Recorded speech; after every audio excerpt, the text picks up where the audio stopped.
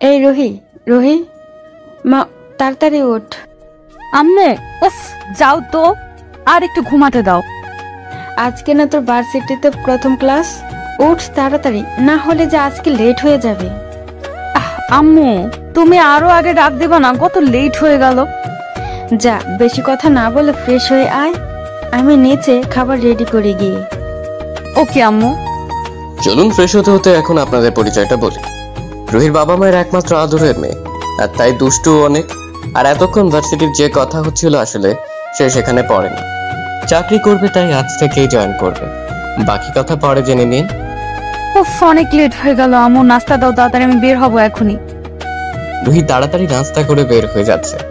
আজকে সে গাড়ি নিবে না, রিক্সা করে যাবে। যেই ভাবা সেই কাজ।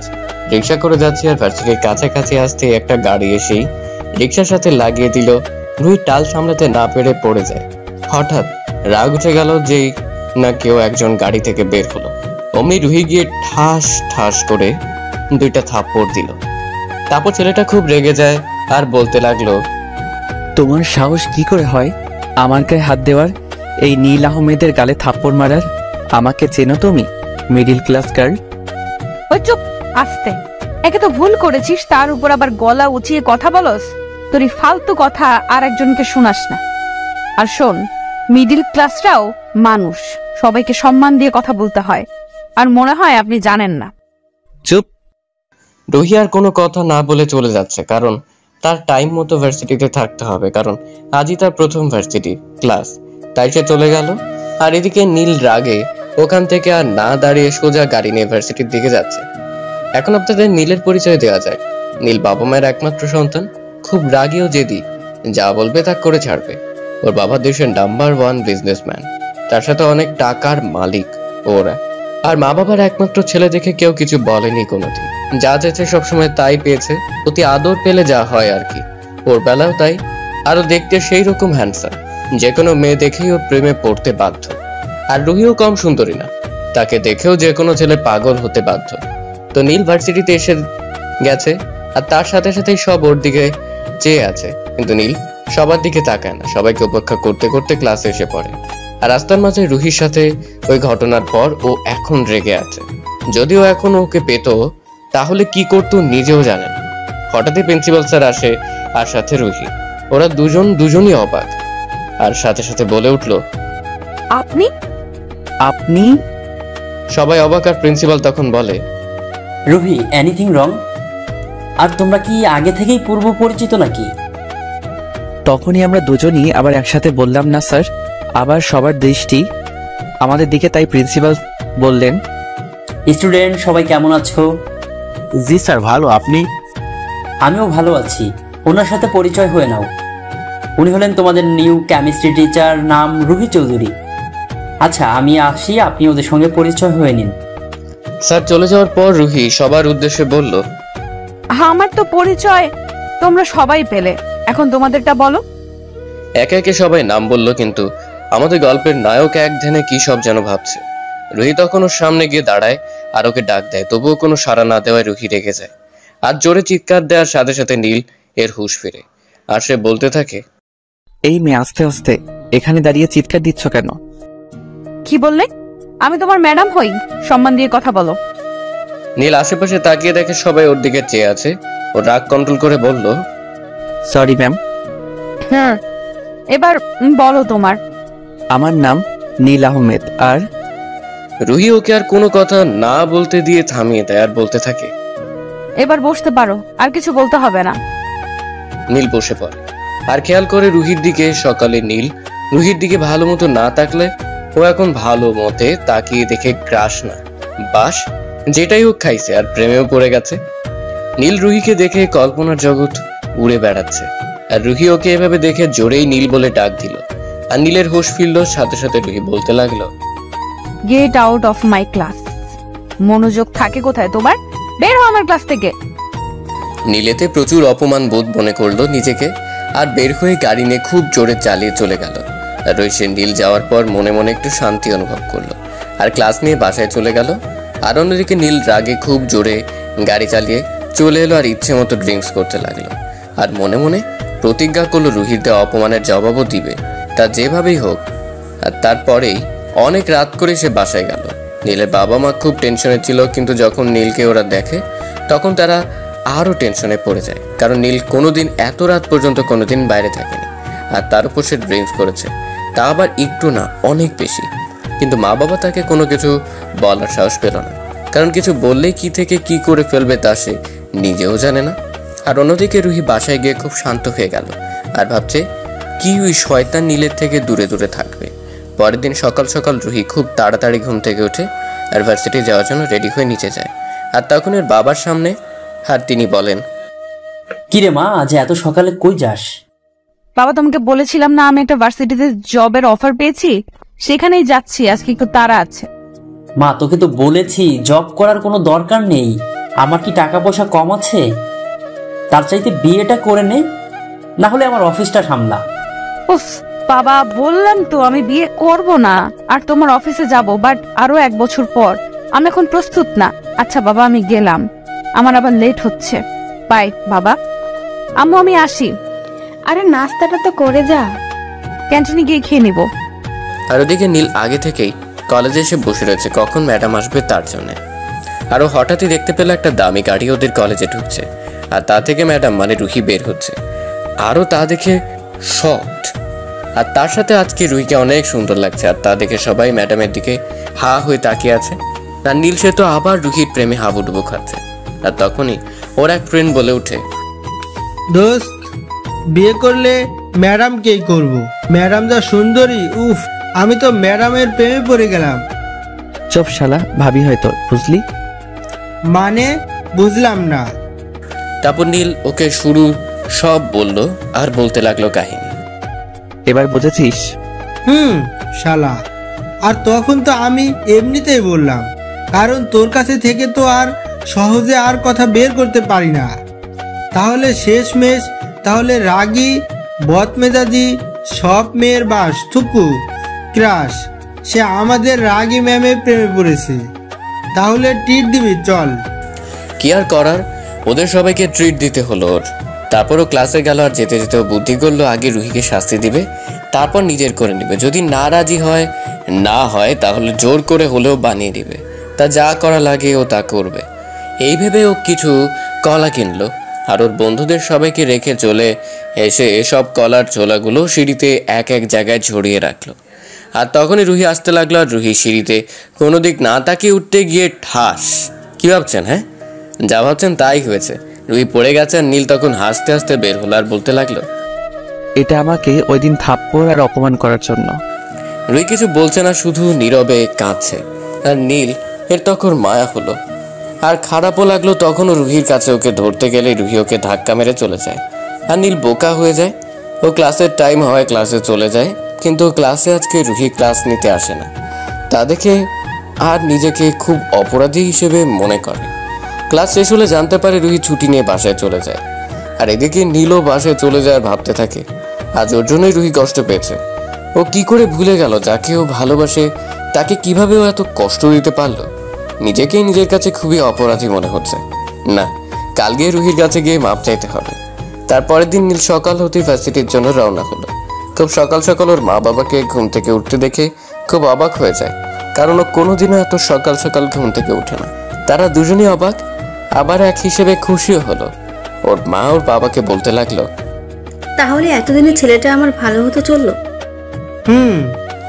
আর এদিকে নীল যে ভার্সিটিতে এসে সে কখন থেকে বসে আছে, কিন্তু রুহির কোনো খবর নেই। তারপরও ক্লাস আরম্ভ হওয়ার কারণে ক্লাসে চলে যায়, কিন্তু আজও রুহি আসে না। তাই দেখে নীল আর ক্লাস না করে সোজা বের হয়ে যায় এবং প্রিন্সিপালের রুমে চলে যায়। আর স্যার ওকে দেখে বলে, নীল বাবা, কোনো সমস্যা? না স্যার, রুহি ম্যাম কি আজ আসেনি? না, ও তো অসুস্থ, তাই 1 সপ্তাহের ছুটি নিয়েছে। কিন্তু কেন বলো তো? না এমনি স্যার। তাহলে আমি আসি স্যার। ওকে।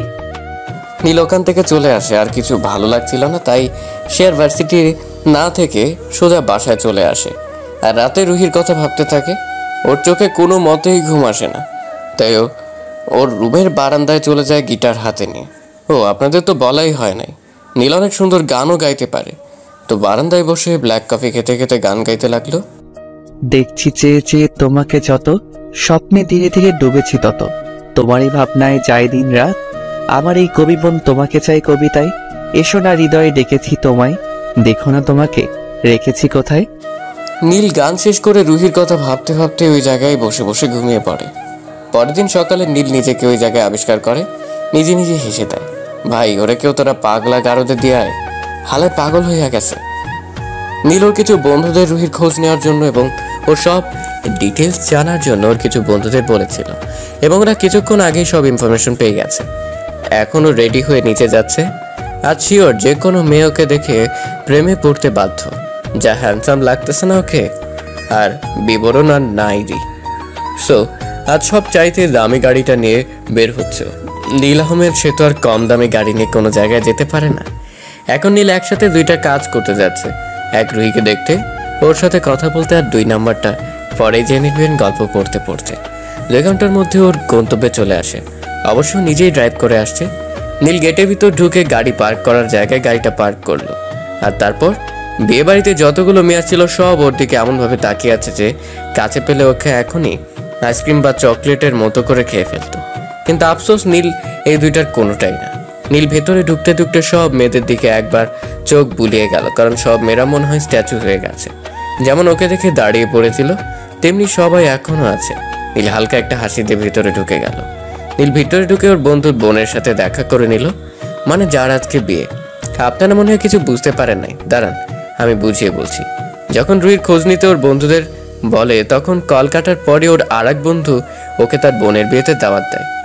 ও বলে দেখছি, তারপর কল কেটে দেয়। আর এর মধ্যে নীলের বন্ধুরা কল দিয়ে ওকে জানায় যে রুহি কাল ওরই বন্ধুর বোনের বিয়ে বাড়িতে যাবে।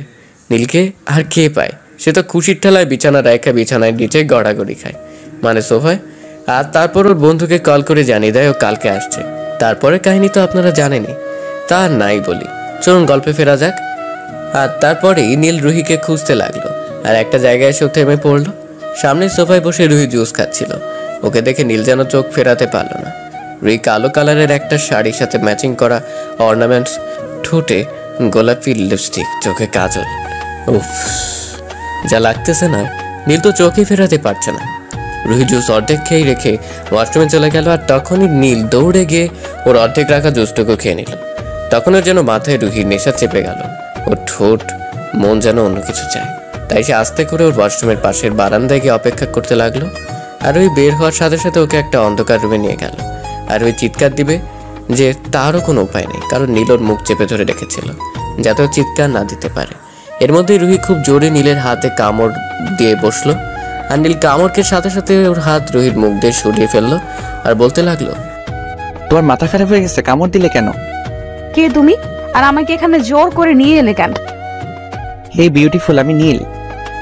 খুব জোরে ওকে ধাক্কা মেরে বলতে লাগলো, don't cross your limit Neel, I am your ma'am, so respect me. এই বলেও যেতে ধরলে নীল ওকে ধরে কিস করে বসলো। রুহি একটু বেশি জোরে ওকে ধাক্কা মেরেছিল, যার কারণে ও নিজের রাগ কন্ট্রোল না করতে পেরে আর দেখে ওকে আঘাত দিয়েই ও চলে যাচ্ছে, তাই ও সরাসরি কিস করে ফেললো। টানা 5 মিনিট ধরে কিস করেই চলছে। আর এদিকে রুহির ছোটার জন্য ওকে কিল ঘুষি সব দিয়ে যাচ্ছে আর ধাক্কাও দিচ্ছে, কিন্তু চুল পরিমাণ ওকে সরাতে পারলো না। আরে বহিন, সরাবে কেমনে? প্রতিদিন জিম করে 6 প্যাকওয়ালা বডি এত সোজা নাকি সরানো? নীল এখন ওকে কিস করেই চলেছে, ছাড়ার কোনো নামগন্ধ নেই। আরে আরে ভাই, ছাড় ছাড়, মায়াটারে কি মায়েরা ফালাবি নাকি? হঠাৎই রুহির চোখের পানি রুহির গালপে নীল হাতে গিয়ে পড়লো। নীল রুহিকে ছেড়ে দিল, আর তার সাথে সাথে রুহি নীলের গালে খুব জোরে 2টা থাপ্পড় লাগিয়ে দিল। রুহি কান্না করতে করতে ওখান থেকে চলে গেল। নীল যেন কথা বলার ভাষা হারিয়ে ফেলছিল। নীরবে চোখের কোণা দিয়ে অশ্রু পড়তে লাগলো। নীল ওখানে আর এক মুহূর্ত না দাঁড়িয়ে সোজা বের হয়ে চলে গেল। সোজা গাড়ি নিয়ে নদীর পাশে এসে বসে একাধারে একটার পর একটা সিগারেট খেয়েই চলছে, আর চোখ দিয়ে অশ্রুতা পড়তেই আছে। তার কোনো থামাথামি নেই। নীলের রাগে পুরো গা জ্বলে যাচ্ছে। আর এদিকে নীলকে ওর বন্ধু, ওর বাবা একের পর এক কল দিয়ে যাচ্ছে। অবশেষে ওর মার কল রিসিভ করলো, আর ওর মা বলতে লাগলো, কিরে তুই কোথায়, বাসায় কেন আসছিস না? একটু পর আসছি বলেই কল কেটে দিল নীল। আর কল কাটার সাথে সাথে ওর বন্ধু জীবনের কল আসলো। নীল, কোথায় তুই? এসেই হঠাৎ করে কোথায় চলে গেলি? আর আসবি না নাকি তুই? না, আমি এখন আর আসবো না, অন্য একদিন আসবো। হঠাৎ একটা কাজ পড়ে গেল, তাই আমার চলে আসা লাগলো। সরি রে দোস্ত। আচ্ছা এই ব্যাপার, ওকে বাই। Okay bye. যার বোনের বিয়ে থেকে ও না বলে চলে আসলো। তারপর নীল গাড়ি নিয়ে বাসার দিকে যাওয়া ধরলো, আর এদিকে রুহিও বিয়ে বাড়ির অনুষ্ঠান শেষ করে বাসার দিকে রওনা হলো। কিন্তু বিপত্তি বাজলো মধ্য রাস্তায় রুহির গাড়িটা গেল নষ্ট হয়ে, আর ওর সাথে ড্রাইভারও আনেনি। আর আশেপাশে কোনো গ্যারেজও নেই যে গাড়ি ঠিক করতে দেবে, আর ফোনেও চার্জ নেই যে বাসার ড্রাইভারকে কল দিয়ে জানাবে ওকে নিতে আসতে। ও বুঝতে পারতেছে না এখন কি করবে। এর মাঝে কতগুলো মাতাল ওখান থেকে যাচ্ছিল, আর রুহিকে রাস্তায় একা পেয়ে ওর ইজ্জত নেওয়ার জন্য যে ওর পিছু ধাওয়া করলো, আর রুহি দৌড়াতে লাগলো আর হেল্প হেল্প হেল্প বলে চিৎকার করতে লাগলো। এর মাঝে নীলও ওখান থেকেই যাচ্ছিল, আর রুহির গলা শুনে ওর সাথে সাথে ওখানে থেমে গেল, আর এই মাতালদের পিছু নেওয়া শুরু করলো। নীল ওদের কাছে যাওয়ার আগেই দেখলো মাতালদের মধ্যে একজন রাস্তায় মার খেয়ে গড়াগড়ি খাচ্ছে। আরও সামনে তাকিয়ে দেখে রুহি আর একজন বাহুদুরে আবদ্ধ, আরও তা দেখে খেসে গেল। আর মাতালদের মাঝখান দিয়ে একজন বলতে লাগলো, ওই আমাদের জিনিস আমাদের ফেরত দিয়ে দে, আর এখান থেকে বাসা চাইলে যা, মেয়েটিকে রেখে। তখন ছেলেটি বলতে লাগলো, আচ্ছা তাই পারলে ওর গায়ে কেউ হাত দিয়ে দেখ, তাহলে তোদের অবস্থা আমি কি করি তাও দেখ। ওই মার শালাকে, আজ ওকে মেরে তারপরে মেয়েটির সাথে সারা রাত প্রাপ্তি করবো। ছেলেটি হালকা একটা মুচকি হাসি দিয়ে সামনে এগিয়ে গেল, আর ওদের এক একটাকে খুব নির্মমভাবে মারা শুরু করলো। ওদের সবাইকে মারতে মারতে আধমরা করে ফেলেছে, আর তা দেখে রুহি অনেকটা ভয় পেয়ে যায়, কারণ ওকে এত রাখতে এর আগে আর কখনো দেখেনি। আর ছেলেটিকে গিয়ে থামাতে লাগলো, কিন্তু ও তো থামছেই না, মারার কাজ করতেই রয়েছে। আর কোনো উপায় না পেয়ে রুহি ওর কসম দিয়ে ওকে থামিয়ে দেয়। ছেলেটির আগে ফুসতে ফুসতে একবার রুহির দিকে আর একবার ওই মাতালগুলোর দিকে তাকায়, আর তারপর মাতালগুলোর উদ্দেশ্যে বলতে থাকে, আজ রুহির জন্য তোরা বেঁচে গেলি, না হলে তোদের আজ মেরেই ফেলতাম। আর ইতিমধ্যে রুহি অনেক ক্লান্ত আর এত সব ঝামেলার জন্য অজ্ঞান হয়ে যায়। আর ছেলেটি ওকে ধরে ফেলে, আর তারপর ওকে ধরে নিয়ে গাড়িতে করে চলে গেল। আর এদিকে নীল ওদের আর ওই ছেলেটির এসব দেখে অবাক হয়ে যায়। আর পরক্ষণেই ওর ওই মাতালগুলো রুহির সাথে যে খারাপ আচরণ করছিল ওর জন্য ওদের ওইখানে রিভলভারটা বের করে ওই জায়গায় মেরে ফেলে দিল। আর কাকে যেন ফোনে বললো ওই ছেলেটির সব খোঁজ নেওয়ার জন্য, আর রুহির সাথে ওর সম্পর্ক কি তা জানার জন্য, আর লাশগুলো যাতে ওই জায়গা থেকে সরিয়ে ফেলে। তারপর গাড়ি নিয়ে ওখান থেকে সোজা বাসায় চলে গেল। আর এদিকে রুহিকে বাসায় এনে ওর বেডরুমে ওকে শোয়ানো হলো, কিন্তু রুহি জ্ঞান না ফেরা ওই ছেলেটি ডাক্তারকে বাসায় আসতে বলল। আর রুহির মা বাবা রুহির এই জ্ঞান না থাকার জন্য নানান ধরনের প্রশ্ন জিজ্ঞেস করতে থাকে ওই ছেলেটিকে। বাবা, আমার মেয়ের কি হয়েছে? ও অজ্ঞান কেন? বলছি। তারপরও ঘটে যাওয়ার সব ওদের বলল। তা বাবা, আমার মেয়েটার তো কিছু হয়নি তো? না আন্টি, আমি থাকতে ওর কোনো ক্ষতি আমি হতে দেব না। এর মধ্যেই ডাক্তার আসলো, রুহিকে দেখে বলল, ভয়ের কোনো কারণ নেই, খানিকটা ভয় পেয়েছে তাই অজ্ঞান হয়ে গেছে, কাল সকালের মধ্যে ঠিক হয়ে যাবে। ওকে ডাক্তার। ডাক্তার যাওয়ার পর ছেলেটিকে রুহির মা বলতে লাগলো, তাহলে আমি রুম দেখিয়ে দিচ্ছি, ফ্রেশ হয়ে এসো, আমি তোমার জন্য খাবার দিচ্ছি।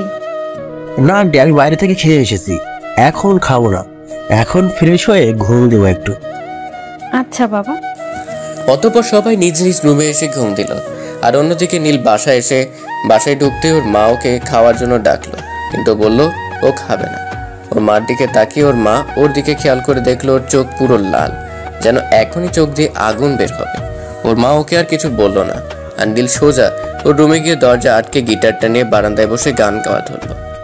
তুমি আর তো কারো নও, শুধু আমার, যত দূরে সরে যাও রবে আমার। তারপর ওর বেডে গিয়ে শুয়ে পড়লো ক্লান্ত থাকার কারণে। শোয়ার সাথে সাথে ঘুমিয়ে পড়েছে। রুহির খুব সকালে ঘুম ভেঙে গেল, আর ওর বাসায় ওর বিছানায় আসলো কিভাবে ভাবতে লাগলো। আর এর মধ্যেই ওর মনে পড়ে গেল কালকে রাতের সব কথা। আর তারপর উঠে ফ্রেশ হতে ওয়াশরুমে চলে গেল। আর ওয়াশরুম থেকে বের হতেই ওর দরজায় নক করলো। ও গিয়ে দরজা খুলে দিতে দেখে হৃদয় দাঁড়িয়ে আছে, মানে ওই ছেলেটি। ও গিয়ে ওকে জড়িয়ে ধরলো। আরে আস্তে আস্তে, কফি পড়ে যাবে তো। ও আস্তে করে ওকে ছেড়ে দিল খানিকটা লজ্জা পেয়ে। তারপর রুহি হৃদয়কে ধন্যবাদ দিল কালকে ওকে বাঁচানোর জন্য। আরে আমার জায়গায় অন্য কেউ হলেও আমি যে কাজটি করেছি তা অন্য কেউ করতো। তা ভিতরে আসতে বলবে না, নাকি রুমের বাইরেই দাঁড়া করিয়ে রাখবে? ও হ্যাঁ, আসো ভেতরে। এই না তোমার কফি। ধন্যবাদ। তা হঠাৎ আমেরিকা থেকে চলে আসলে যে, আর আমাকে একবারও বললাও না কেন বলো তো? আরে আমি তো চাইছিলাম তোমায় সারপ্রাইজ দিব, কিন্তু আমি তো নিজেই এসে সারপ্রাইজ হয়ে গেছিলাম। আর তারপর তুমি অজ্ঞান, আমি তো ভয় পেয়ে গেছিলাম। আসলে কালকে গাড়িটা খারাপ হওয়ার জন্যই সব গন্ডগোল হয়ে গেল। আচ্ছা থাক, বাদ দাও। তা কোথাও যাবে নাকি এখন? ভার্সিটিতে যাব। কেন? আসলে তোমাকে বলাই হয় নাই, আমি একটা ভার্সিটি টিচার হিসেবে জয়েন করেছি, আর কয়েকদিন হলেও ছুটি নিয়ে বাসায় আছি, তাই আজকে যেতে হবে। ও আচ্ছা, তাহলে ভার্সিটি ক্লাস শেষ হবে কয়টায়? তাই বলো, আমি চলে আসবো, আর তারপর দুজন মিলে খুব ঘুরবো। ওকে ওকে, এই সময়ে চলে আসবা। ওকে আচ্ছা, বাই। Okay bye. তারপর রুহি গাড়ি নিয়ে ভার্সিটির জন্য বের হয়ে গেল, আর এদিকে নীলের ঘুম ভাঙলো। ও উঠে ফ্রেশ হয়ে বাসা থেকে বের হয়ে গেল। গাড়ি ড্রাইভিং করতে করতে রুহির কথা ভাবতে ভাবতে ক্যাম্পাসে চলে আসলো, আর এসেই গাড়ি পার্ক করে বের হতেই ওর বন্ধুদের ডাকে ওদের আড্ডায় চলে আসলো। আর এসে বসতেই ওর বন্ধুরা বলতে লাগলো, নীল, কি খবর তোর? তোর তো আজকাল কোনো খবরই নেই। বলেই দৌড় দিল ওর বন্ধুর পিছনে নীল। আর দৌড়াতে দৌড়াতে নীল গিয়ে ধাক্কা খেলো একটা মেয়ের সাথে, আর সাথে মেয়েটি পড়ে যেতে নীল ধরে ফেলে। আর মেয়েটি এক দৃষ্টিতে ওর দিকে তাকিয়ে থাকে। মেয়েটি বলে, আপনি ঠিক আছেন? ও হ্যাঁ, ধন্যবাদ। আই এম রিয়েলি সরি, আসলে আমি খেয়াল করি নাই। না, সমস্যা নেই। আচ্ছা, আপনার নামটা জানতে পারি? শিওর, আমি নীলা। আপনি? আমি নীলা। আচ্ছা ভাই, আপনার সাথে পরে কথা হবে। এই বলে নীল ওখান থেকে চলে আসে, কারণ ও মেয়েটির সাথে কথা বলার সময় খেয়াল করলো রুহি উপর দিয়ে যাচ্ছে, তাই সময় নষ্ট না করে চলে গেল। নীল রুহির কাছে গিয়েই ওকে ওর নাম ধরে ডাক দিল। এটা শুনে রুহি নীলের দিকে রাগি চোখে তাকালো, আর তারপর নীল নিজেকে সামলে বলতে লাগলো, সরি ম্যাম, কিছু কথা ছিল। বলো। এখানে না, একটু সাইডে গিয়ে কথা বলতে চাইছিলাম। রুহি বিরক্তিকর একটা ভাব নিয়ে বলতে লাগলো, আচ্ছা চলো। রুহির সামনে দাঁড়িয়ে বলতে লাগলো, আসলে ম্যাম, আমি ওই সব দিনের জন্য সরি, আমাকে প্লিজ মাফ করে দিবেন। রুহি কিছু একটা ভেবে বলে, আচ্ছা ঠিক আছে, যাও, মাফ করে দিলাম। Thank you ma'am. রুহি ওর দিকে তাকাতেও হাত সরিয়ে নিল আর বলতে লাগলো, সরি ম্যাম। যাও, ক্লাসে যাও। নীল ওখান থেকে ক্লাসে চলে আসতেই ওর বন্ধু বলতে লাগে, কি মামা, প্রেম কেমন চলতেছে? দূর, এখন পর্যন্ত তো প্রপোজই করলাম না। আগে থেকে প্রপোজ কর, না হলে পাখি অন্যজন কিন্তু হাত দিয়ে দিতে পারে। বলে ক্লাসে চলে গিয়ে বসলো, আর তার সাথে সাথেই স্যার ওর পিছে পিছে ক্লাসে ঢুকে পড়ল। ও মনোযোগ সহকারে স্যারের কথা শুনছিল, কিন্তু ওর দিকে কেউ তাকিয়ে রয়েছে তার আর ও খেয়াল করেনি। এর মধ্যেই স্যার বলতে লাগলো, এই মেয়ে দাঁড়াও। স্যার পিছনে কাকে যেন উদ্দেশ্য করে বলল, এর মধ্যেই সবাই পিছনে তাকিয়েছে, শুধু আমি বাদে। এই মেয়ে, কি হলো? এখনো দাঁড়াও না কেন? কেউ দাঁড়ায়নি এখন, তাই এবার স্যার একটু চিৎকার দিয়ে বলল, এই মেয়ে। জি জি জি স্যার, আমাকে কিছু বলছেন? তোমার মনোযোগ কোথায়? দেখছি কতক্ষণ ধরে দরজার দিকে তাকিয়ে আছো, আর আমি কত ডাক দিলাম, একটা কথার উত্তর দিলে না। বলো, তোমার নাম কি? সরি স্যার, আর আমার নাম নীলা, নতুন ভর্তি হয়েছি। আজকের মতো মাফ করে দিলাম, পরে জানো আর এমন না হয়। Okay sir. এই বলে বসে গেল। আর এদিকে নীলকে ওর বন্ধু বলতে লাগলো, আরে এটা না, সকালের মেয়েটা যার সাথে তুই ডাকা খেয়েছিলি। তা দেখ, মেয়েটা কিন্তু দেখতে সুন্দর, চাইলে প্রেম করতে পারিস কিন্তু। দূর, বাদ দে তো, তুই জানিস আমি শুধু রুহিকে ভালোবাসি। বুঝছি। বুঝলে চুপ থাক। অতঃপর স্যার চলে যাওয়ার পর রুহি ক্লাস নিতে আসে, আর নীল সে তো তার মায়াবতীর দিকে একভাবে তাকিয়ে আছে, যেন কতদিন ধরে দেখেনি। ঠিক সেইভাবে রুহি ওদের ক্লাস নিতে নিতে অনেকবার ওর দিকে খেয়াল করলো, কিন্তু কিছু বলল না। আর এদিকে নীলাও খেয়াল করলো নীল ম্যাডামের দিকে এক দৃষ্টিতে চেয়ে আছে, আর ম্যাডামও ওর দিকে বারবার চাইছে। ওর সহ্য হচ্ছিল না, কারণ ও যে নীলকে ভালোবেসে ফেলেছে। তাই অপেক্ষা করতে লাগলো কখন এই ক্লাসটা শেষ হবে, আর ও তারপরে ওকে ওর মনের কথা জানাবে। অবশেষে ক্লাস শেষ হওয়ার সাথে সাথে ম্যাডাম অর্থাৎ রুহি বের হয়ে গেল, আর তারপরে সব স্টুডেন্টও বের হতে লাগলো। তাই নীল আর রুহির সাথে সাথে বের হতে পারলো না, আর পিঠের দিকে দিয়ে নীলা ডাক দিল। ও পিছনে তাকিয়ে আবার সামনে চলে গেল, কারণ ওর একটাই এখন কাজ, রুহির সাথে কথা বলা। তাই ও আর দেরি করলো না। আর এদিকে নীলের পিছু নিল যে আজই ওকে প্রপোজ করবে। নীল বের হতেই দেখলো সামনে সেদিন রাতের ওই ছেলেটা দাঁড়ানো। মানে হৃদয়ে দাঁড়ানো। ওকে দেখে নীল রেগে গেল, তাই রুহি যেই যাওয়া ধরলো ওদিকে তখনই নীল রুহিকে ডাক দিল। রুহি ফিরে ওর দিকে তাকানোর সাথে সাথে ও কাছে গিয়ে বলতে লাগলো, এই ছেলেটা কে? তোমার জানার কোনো দরকার নেই। দরকার আছে, কারণ আমি তোমাকে ভালোবাসি। কিন্তু আমি বাসি না, আর আমাদের মাঝে বয়সের অনেক গ্যাপ। আর তুমি আমার ছোট, প্লাস আমার ছাত্র। আমার কোনো সমস্যা নেই তাতে, আমি তবুও তোমাকে চাই। দেখো, রুহি কথা বলা শেষ হতে না হতে হৃদয় রুহির কাছে চলে আসলো আর বলতে লাগলো, রুহি কোনো সমস্যা? না চলো। ওকে চলো। হৃদয়ের কাছে রুহি আর নীলের ব্যাপারটা ঠিক সুবিধার মনে হলো না, তাই ও ভাবছে আজকেও রুহিকে ওর ভালোবাসার কথা জানাবে। আর নীল যে জায়গায় দাঁড়ানো ছিল ঠিক ওই জায়গায় দাঁড়িয়ে রইল, আর সাথে সাথে ফোন দিয়ে ওদের পিছু নিতে বলছে ওর একজন লোককে। কল কেটে পিছনে ফিরতে দেখে সব স্টুডেন্ট একসাথে আছে আর নীলা ওদের সামনে। নীল সবাইকে এক সাইড দিয়ে যাওয়া ধরলে নীলা ওকে ডাক দেয় একটু জোরেই। নীল পিছনে ফিরে বলে, আমায় কি কিছু বলবে? কিছু বলার ছিল। ওকে বলুন। সাথে সাথে নীলা মাটিতে বসে ওকে প্রপোজ করে ফেলল। নীল ওকে বলল, সরি, আমি আপনাকে ভালোবাসতে পারবো না। কেন পারবে না? আমি কি দেখতে খারাপ? না আমার ভিতরে কিছু কমতি আছে যে আমাকে ভালোবাসতে পারবে না? বলো নীল, বলো। আমি আপনাকে ভালোবাসতে পারবো না, বুঝতে পারছেন? আর আপনার সবকিছুই ঠিক আছে, কিন্তু আমি আপনাকে ভালোবাসতে পারবো না। আমি অন্যজনকে ভালোবাসি, যাকে নিজের জীবন ভাবি, তাই আমি সরি। এই বলে ওখান থেকে যাওয়া ধরলে নীলা ওকে জড়িয়ে ধরে বলতে থাকে, না তুমি শুধু আমার, অন্য কারো না। নীলাকে নিজের থেকে না সরাতে পেরে ওকে ধাক্কা মেরে সরিয়ে আর রাগে গিয়ে ওকে থাপ্পড় মেরে দেয় আর বলতে থাকে, ঠাস ঠাস আমার আশেপাশে আসার চেষ্টা করবে না। এই বলে ও চলে আসে আর নীলা কাঁদতে কাঁদতে ওখান দিয়ে চলে যায়। আর এদিকে রুহিকে নিয়ে নীল নানান জায়গায় ঘুরতে থাকে, আর ঘুরতে ঘুরতে কখন যে রাত হয়ে গেছে তা রুহি খেয়ালই করেনি। কখন খেয়াল করলো তখন হৃদয়কে রুহি বলতে লাগলো, চলো হৃদয়, এখন বাসায় যাই, আমার আর ভালো লাগতেছে না। হ্যাঁ যাবো, আগে একটা জায়গায় যাব, তোমাকে কিছু দেখানো বলার আছে। আচ্ছা। আর অন্যদিকে নীলের ইনফরমার নীলকে প্রতি মুহূর্তের খবর ওকে বলতে থাকে, আর নীলকে ওর ইনফরমার সব বলার পর আর দেরি না করে সোজা ওই জায়গায় চলে যায়। আর এদিকে রুহি নিয়ে হৃদয় একটা বড় রেস্টুরেন্টের সামনে গিয়ে থামে আর বলতে থাকে, আমি ভিতরে দিয়ে একটু আসছি, তুমি একটু ওয়েট করো। ওকে। যে হৃদয় ভিতরে যায় তখনই নীল এসে ওকে ওখান থেকে নিয়ে যায় অজ্ঞান করে, কারণ ও জানে রুহি এমনিতেই ওর সোজা কথায় ওর সাথে যাবে না, তাই ওর বাধ্য হয়ে কাজটি করা লাগলো।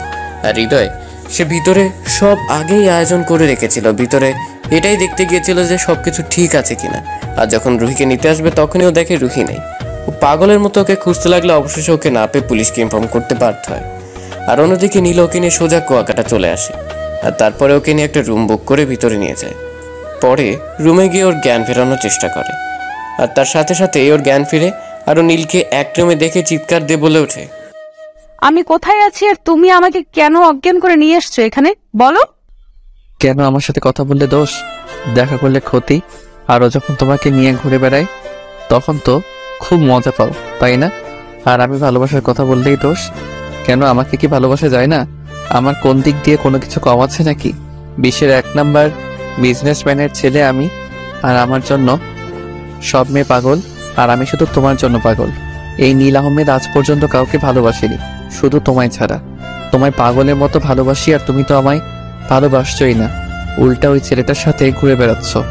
জেনে রাখো, তুমি শুধু আমার আর কারো না। খুব জোরে চিৎকার দিয়ে ওঠে নীল, যা শুনে রুহি ভয় কেঁপে ওঠে আর বলতে থাকে, তোমাকে আমি কোনোদিনও ভালোবাসবো না, তুমি আমার শুধু ছাত্র, এর বেশি কিছু নয়। আমি তোমায় কখনো ভালোবাসবো না। শুনে রাখো, ওই ছেলেটাকে আমি ভালোবাসি, আর ওর নাম নীল, যে আমার ভালোবাসা। আমি ওকে শুধু ভালোবাসি। আর সরো, আমি বাসায় যাব।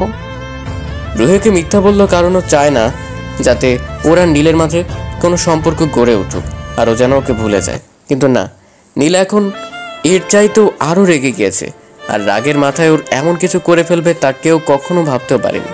রোয়েন সোজা গিয়ে ওর শাড়ির এক টানে খুলে রুহিকে ফেলে ওর এই কাজ দেখে রুহি ওকে সজোরে একটা থাপ্পড় মেরে বসে। ঠাস ঠাস। এতে করে নীল আরো রেগে যায়, আর নীল রেগে গেলে ওর কোনো কিছুতেই হুঁশ থাকে না। ও মানুষ থেকে পশুতে রূপান্তরিত হয় তখন, যাকে এক কথায় বলে মানুষ নামে পশু। নীল ওর কাছে গিয়ে ওর সব জামা কাপড় খুলে ফেলে, আর রুহি ওর ইজ্জত বাঁচাতে বারবার নীলের কাছে বলতে থাকে, প্লিজ আমার এই ক্ষতি করো না, আমি তোমার কাছে আমার ইজ্জত ভিক্ষা চাইছি, আমার এই সর্বনাশ তুমি করো না প্লিজ। রুহি কান্না করতে করতে বলতে থাকলো, কিন্তু নীল ওর কোনো কথাই শুনলো না। ওর উপর ঝাঁপিয়ে পড়ল আর সতীত্ব ওর কাছ থেকে কেড়ে নিল। আর রুহি কাঁদতে কাঁদতে একসময় নিজের সতীত্ব নীলের কাছে সঁপে দিল। রুহিকে মধ্যরাতের দিকে নীল ছেড়ে দিল। আর এদিকে রুহি কাঁদতে কাঁদতে ভাবতে লাগলো, নীল আজ ওর সাথে কি করলো? ও সব কেড়ে নিল, ওকে ধর্ষণ করলো। হ্যাঁ, নীল ওকে অবৈধভাবে ধর্ষণ করলো। আর একটা সময় ও কাঁদতে কাঁদতে ঘুমিয়ে পড়লো। খুব সকালে নীলের ঘুম ভাঙলো, আর ও চোখ খুলে দেখতে পেল ও রুহিকে খুব শক্ত করে জড়িয়ে ধরে আছে, আর ওই বাচ্চাদের মতো ঘুমিয়ে রয়েছে। আর রুহির দিকেও তাকিয়ে দেখলো ওর গায়ে একটাও কাপড় নেই। নীলের কালকে রাতের কথা মনে পড়তেই নিজেকে নিজেই দোষারোপ করা শুরু করে। কি করেও পারলো ওর ভালোবাসাকে কষ্ট দিতে, কি করেও তাকে ধর্ষণ করলো, নিজেকেই নিজে বলতে লাগলো, ছি, আমি মানুষ না, আমি জানোয়ার। আমার ভালোবাসাকে শেষ পর্যন্ত এটা আমি কি করলাম? নীল একটু নড়ে জড়ে উঠতেই রুহির ঘুম ভেঙে গেল। আর উঠেই নীলকে বলতে লাগলো, সারা রাত আমার সাথে ওসব করে স্বাদ মেটেনি, তাহলে এখন আবার নিজের স্বাদ মেটাও। আমায় নাকি ভালোবাসো? এই তোমার ভালোবাসার নমুনা? ছি, আমার ভাবতেই ঘৃণা লাগছে। তুমি এমন নীচ একটা মানুষ। নীল কিছু বলছে না, শুধু শুনে গেল, কারণ রুহির প্রত্যেকটা বলা কথাগুলো সত্যি। আজ ওর রাগের কারণে ওর ভালোবাসার ইজ্জত নষ্ট করে ফেললো। আর রুহির এসব কথা শুনে নীল ভাবতে থাকে, না, এখন আর দেরি করা যাবে না, আজই আমি ওকে বিয়ে করব। ও রুহিকে নিজ হাতে রেডি করিয়ে দেয়, কিন্তু রুহি কিছুতেই নীলের কথা শুনতেছিল না। তাই ধমক দিয়েই ওকে রেডি করিয়ে দিল। আর নীলও রেডি হয়ে বের হলো। ওর মূল উদ্দেশ্য আজই রুহিকেও ও বিয়ে করবে। আর রুহি গাড়িতে বসে একটা কথাও বলেনি। নীল গাড়ি ড্রাইভ করতে করতে কাকে যেন ফোন দিয়ে সব রেডি করে রাখতে বললো।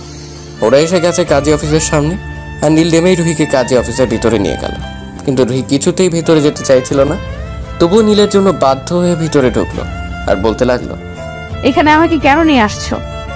নীল কিছু না বলে ওকে নিয়ে ভিতরে ঢুকতে লাগলো। ও আবার একই প্রশ্ন করতে লাগলো। তাই নীল বলল, চুপ, একটাও কথা বলবে না, শুধু আমার সাথে সাথে আসো। রুহি নীলের পিছনে পিছনে ভিতরে ঢুকলো। আর ভিতরে দেখলো নীলের কিছু বন্ধু দাঁড়ানো। আর নীল কাজীকে বলতে লাগলো বিয়ে পড়াতে। রুহি তখনই দেখে ওর পাশেই ফল কাটার ছুরি, যা একটু আগেই কাজী সাহেব ফল কেটে খেয়ে সরাতে ভুলে গেছিল। আর সেটাই রুহি হাতের কাছে পেয়ে নীলকে হুমকি দিল, যদি ওকে বিয়ে করতে চায় তাহলে নিজের জীবন শেষ করে দেবে। নীল রুহিকে তখন বলতে থাকে, রুহি, এই কাজ ভুলেও করো না, কারণ যদি এই কাজ করো তাহলে তোমার মা বাবার ক্ষতির জন্য তুমি দায়ী হবে। মানে? মানেটা খুব সহজ, যদি আমাকে না বিয়ে করো তাহলে তোমার মা বাবাকে আমার লোকেরা মেরে দিবে। রুহি ভয় ওর হাতের চাকু নিচে ফেলে দিয়ে বলতে থাকে, প্লিজ ওদের কিছু করো না, আমি তোমার সব কথায় রাজি। এই তো ভালো মেয়ে, কাজী সাহেব বিয়ে পড়ান। অতঃপর ওদের বিয়ে হয়ে গেল। বিয়ে শেষ হতে কাজী অফিস থেকে নীল রুহির হাত ধরে বের হলো। ওরা বের হতে ওদের সামনে এলো পুলিশের কয়েকটা গাড়ি। আর নীল একটুও চমকায়নি, বরং ডেভিল হাসি দিয়ে রুহির কানের কাছে মুখটা নিয়ে বলল, রুহি, তোমার বাবা মা কিন্তু এখনো আমার কাছে, তাই যা বলার বুঝে শুনে বলো, ঠিক আছে? চুপ। এর মধ্যে পুলিশ বন্দুক ধরে ওদের সামনে আসলে নীল বলল, পুলিশ অফিসার, এনিথিং রং? হ্যাঁ, আপনাদের সবার আমাদের সাথে থানায় যেতে হবে। কিন্তু কেন? আমাদের অপরাধ, আর এর থেকেও বড় কথা, আপনি আমায় চিনেন। আপনাকে আমার চেনার কোনো প্রয়োজন নেই। আর আপনাদের এই কারণে নিয়ে যেতে চাইছি যে আপনারা রুহি ম্যাডামকে অপহরণ করেছেন, এবং এটা আমাদের বলা হয়েছে। হোয়াট? আপনার মাথা ঠিক আছে? আমি বা আমরা রুহিকে অপহরণ করব কেন? ইভেন ও আমার এখন ওয়াইফ। আর বিশ্বাস না হলে রুহিকেই প্রশ্ন করে দেখুন। ম্যাডাম, আপনিই বলুন। কিছুক্ষণ চুপ থেকে রুহি বলতে লাগলো, জি, নীল আমার স্বামী, আর আমরা কিছুক্ষণ আগে বিয়ে করেছি, আর তার নিজের ইচ্ছেতেই। তাহলে আপনি কাউকে কিছু না বলেই উধাও কেন হয়ে গিয়েছিলেন? আসলে আমার ইচ্ছে ছিল আমরা পালিয়ে বিয়ে করব, তাই কাউকে কিছু না বলে এখানে চলে এসেছি। ওকে, তা মিস্টার, আপনি কে? আমি নীল আহমেদ, রুহান আহমেদের একমাত্র ছেলে। আপনি বিজনেসম্যান রুহান আহমেদের ছেলে? হ্যাঁ। সরি স্যার, আমি বুঝতে পারিনি, ক্ষমা করে দিবেন। আচ্ছা স্যার, আমরা চলি তাহলে। আসুন। অতঃপর পুলিশ চলে যাওয়ার পর নীল ওর বন্ধুদের সাথে বিদায় দিয়ে রুহিকে নিয়ে গাড়িতে বসলো। ওরা আর ওখানে এক মুহূর্ত থাকবে না, সোজা ঢাকায় চলে যাবে। নীল গাড়িতে বসে ড্রাইভ করতে করতে বলতে লাগলো, বাহ, আমার বউ হবার পর তো আমার জন্য ভালোই মিথ্যা বলতে পারলে। ওটা তোমায় বাঁচাতে নয়, আমার মা বাবাকে বাঁচাতে। তা না হলে আমি নিজের হাতে তোমাকে মেরে দিতাম। তাও ভালো, অন্তত পক্ষে বলেছ তো, তা যেভাবেই বলো আমি তাতেই খুশি। রুহি আর কিছু বলল না, চুপ করে রইল আর মনে মনে বলতে লাগলো, তোকে আমি কখনো মাফ করব না। অন্তত পক্ষে তোর মতো কোনো ধর্ষক কারো স্বামী হতে পারে না। তোকে আমি ঘৃণা করি, শুধু ঘৃণা। যতই ঘৃণা করো আমাকে ভালো, ঠিকই আমায় বাঁচতে হবে তোমাকে। রুহি ওর কথা শুনে ওর দিকে তাকিয়ে আবার জানালার দিকে তাকালো, কিছুই বলল না। কিছুক্ষণ পর নীল ড্রাইভিং করার সময় খেয়াল করলো রুহি ঘুমিয়ে পড়েছে। ওকে নিজের কাছে এনে এক হাত দিয়ে নিজের বুকের সাথে মিশিয়ে জড়িয়ে ধরে ড্রাইভিং করার দিকে মন দিল। ওদের উদ্দেশ্য এখন যত দ্রুত সম্ভব ঢাকা পৌঁছানো। সকাল 10টা বাজে আনুমানিক। তখন রুহির ঘুম ভাঙার পরও নিজেকে আবিষ্কার করলো একটা রুমে, কিন্তু এই রুমটা কার বা কাদের বাসায় আছে তাই ও বুঝতে পারলো না। রুহি বিছানার সামনে তাকাতে দেখলো ওর অনেকগুলো ছবি দেওয়ালে টাঙানো। ও উঠে ছবিগুলো দেখতে লাগলো, কিন্তু এই ছবিগুলো ও তুলেনি। তাহলে তুললো কে? আর তার পাশেও দেখতে পারলো নীলের কয়েকটা ছবি। তারপরও বুঝতে পারলো এই কাজগুলো কার। এর মধ্যেই দরজায় কে যেন নক করে রুমের ভিতরে প্রবেশ করলো। ও তাকিয়ে দেখলো নীল ভিতরে আসছে আর এসে ওকে বলল, কি তোমার তাহলে ঘুম ভাঙলো? হ্যাঁ।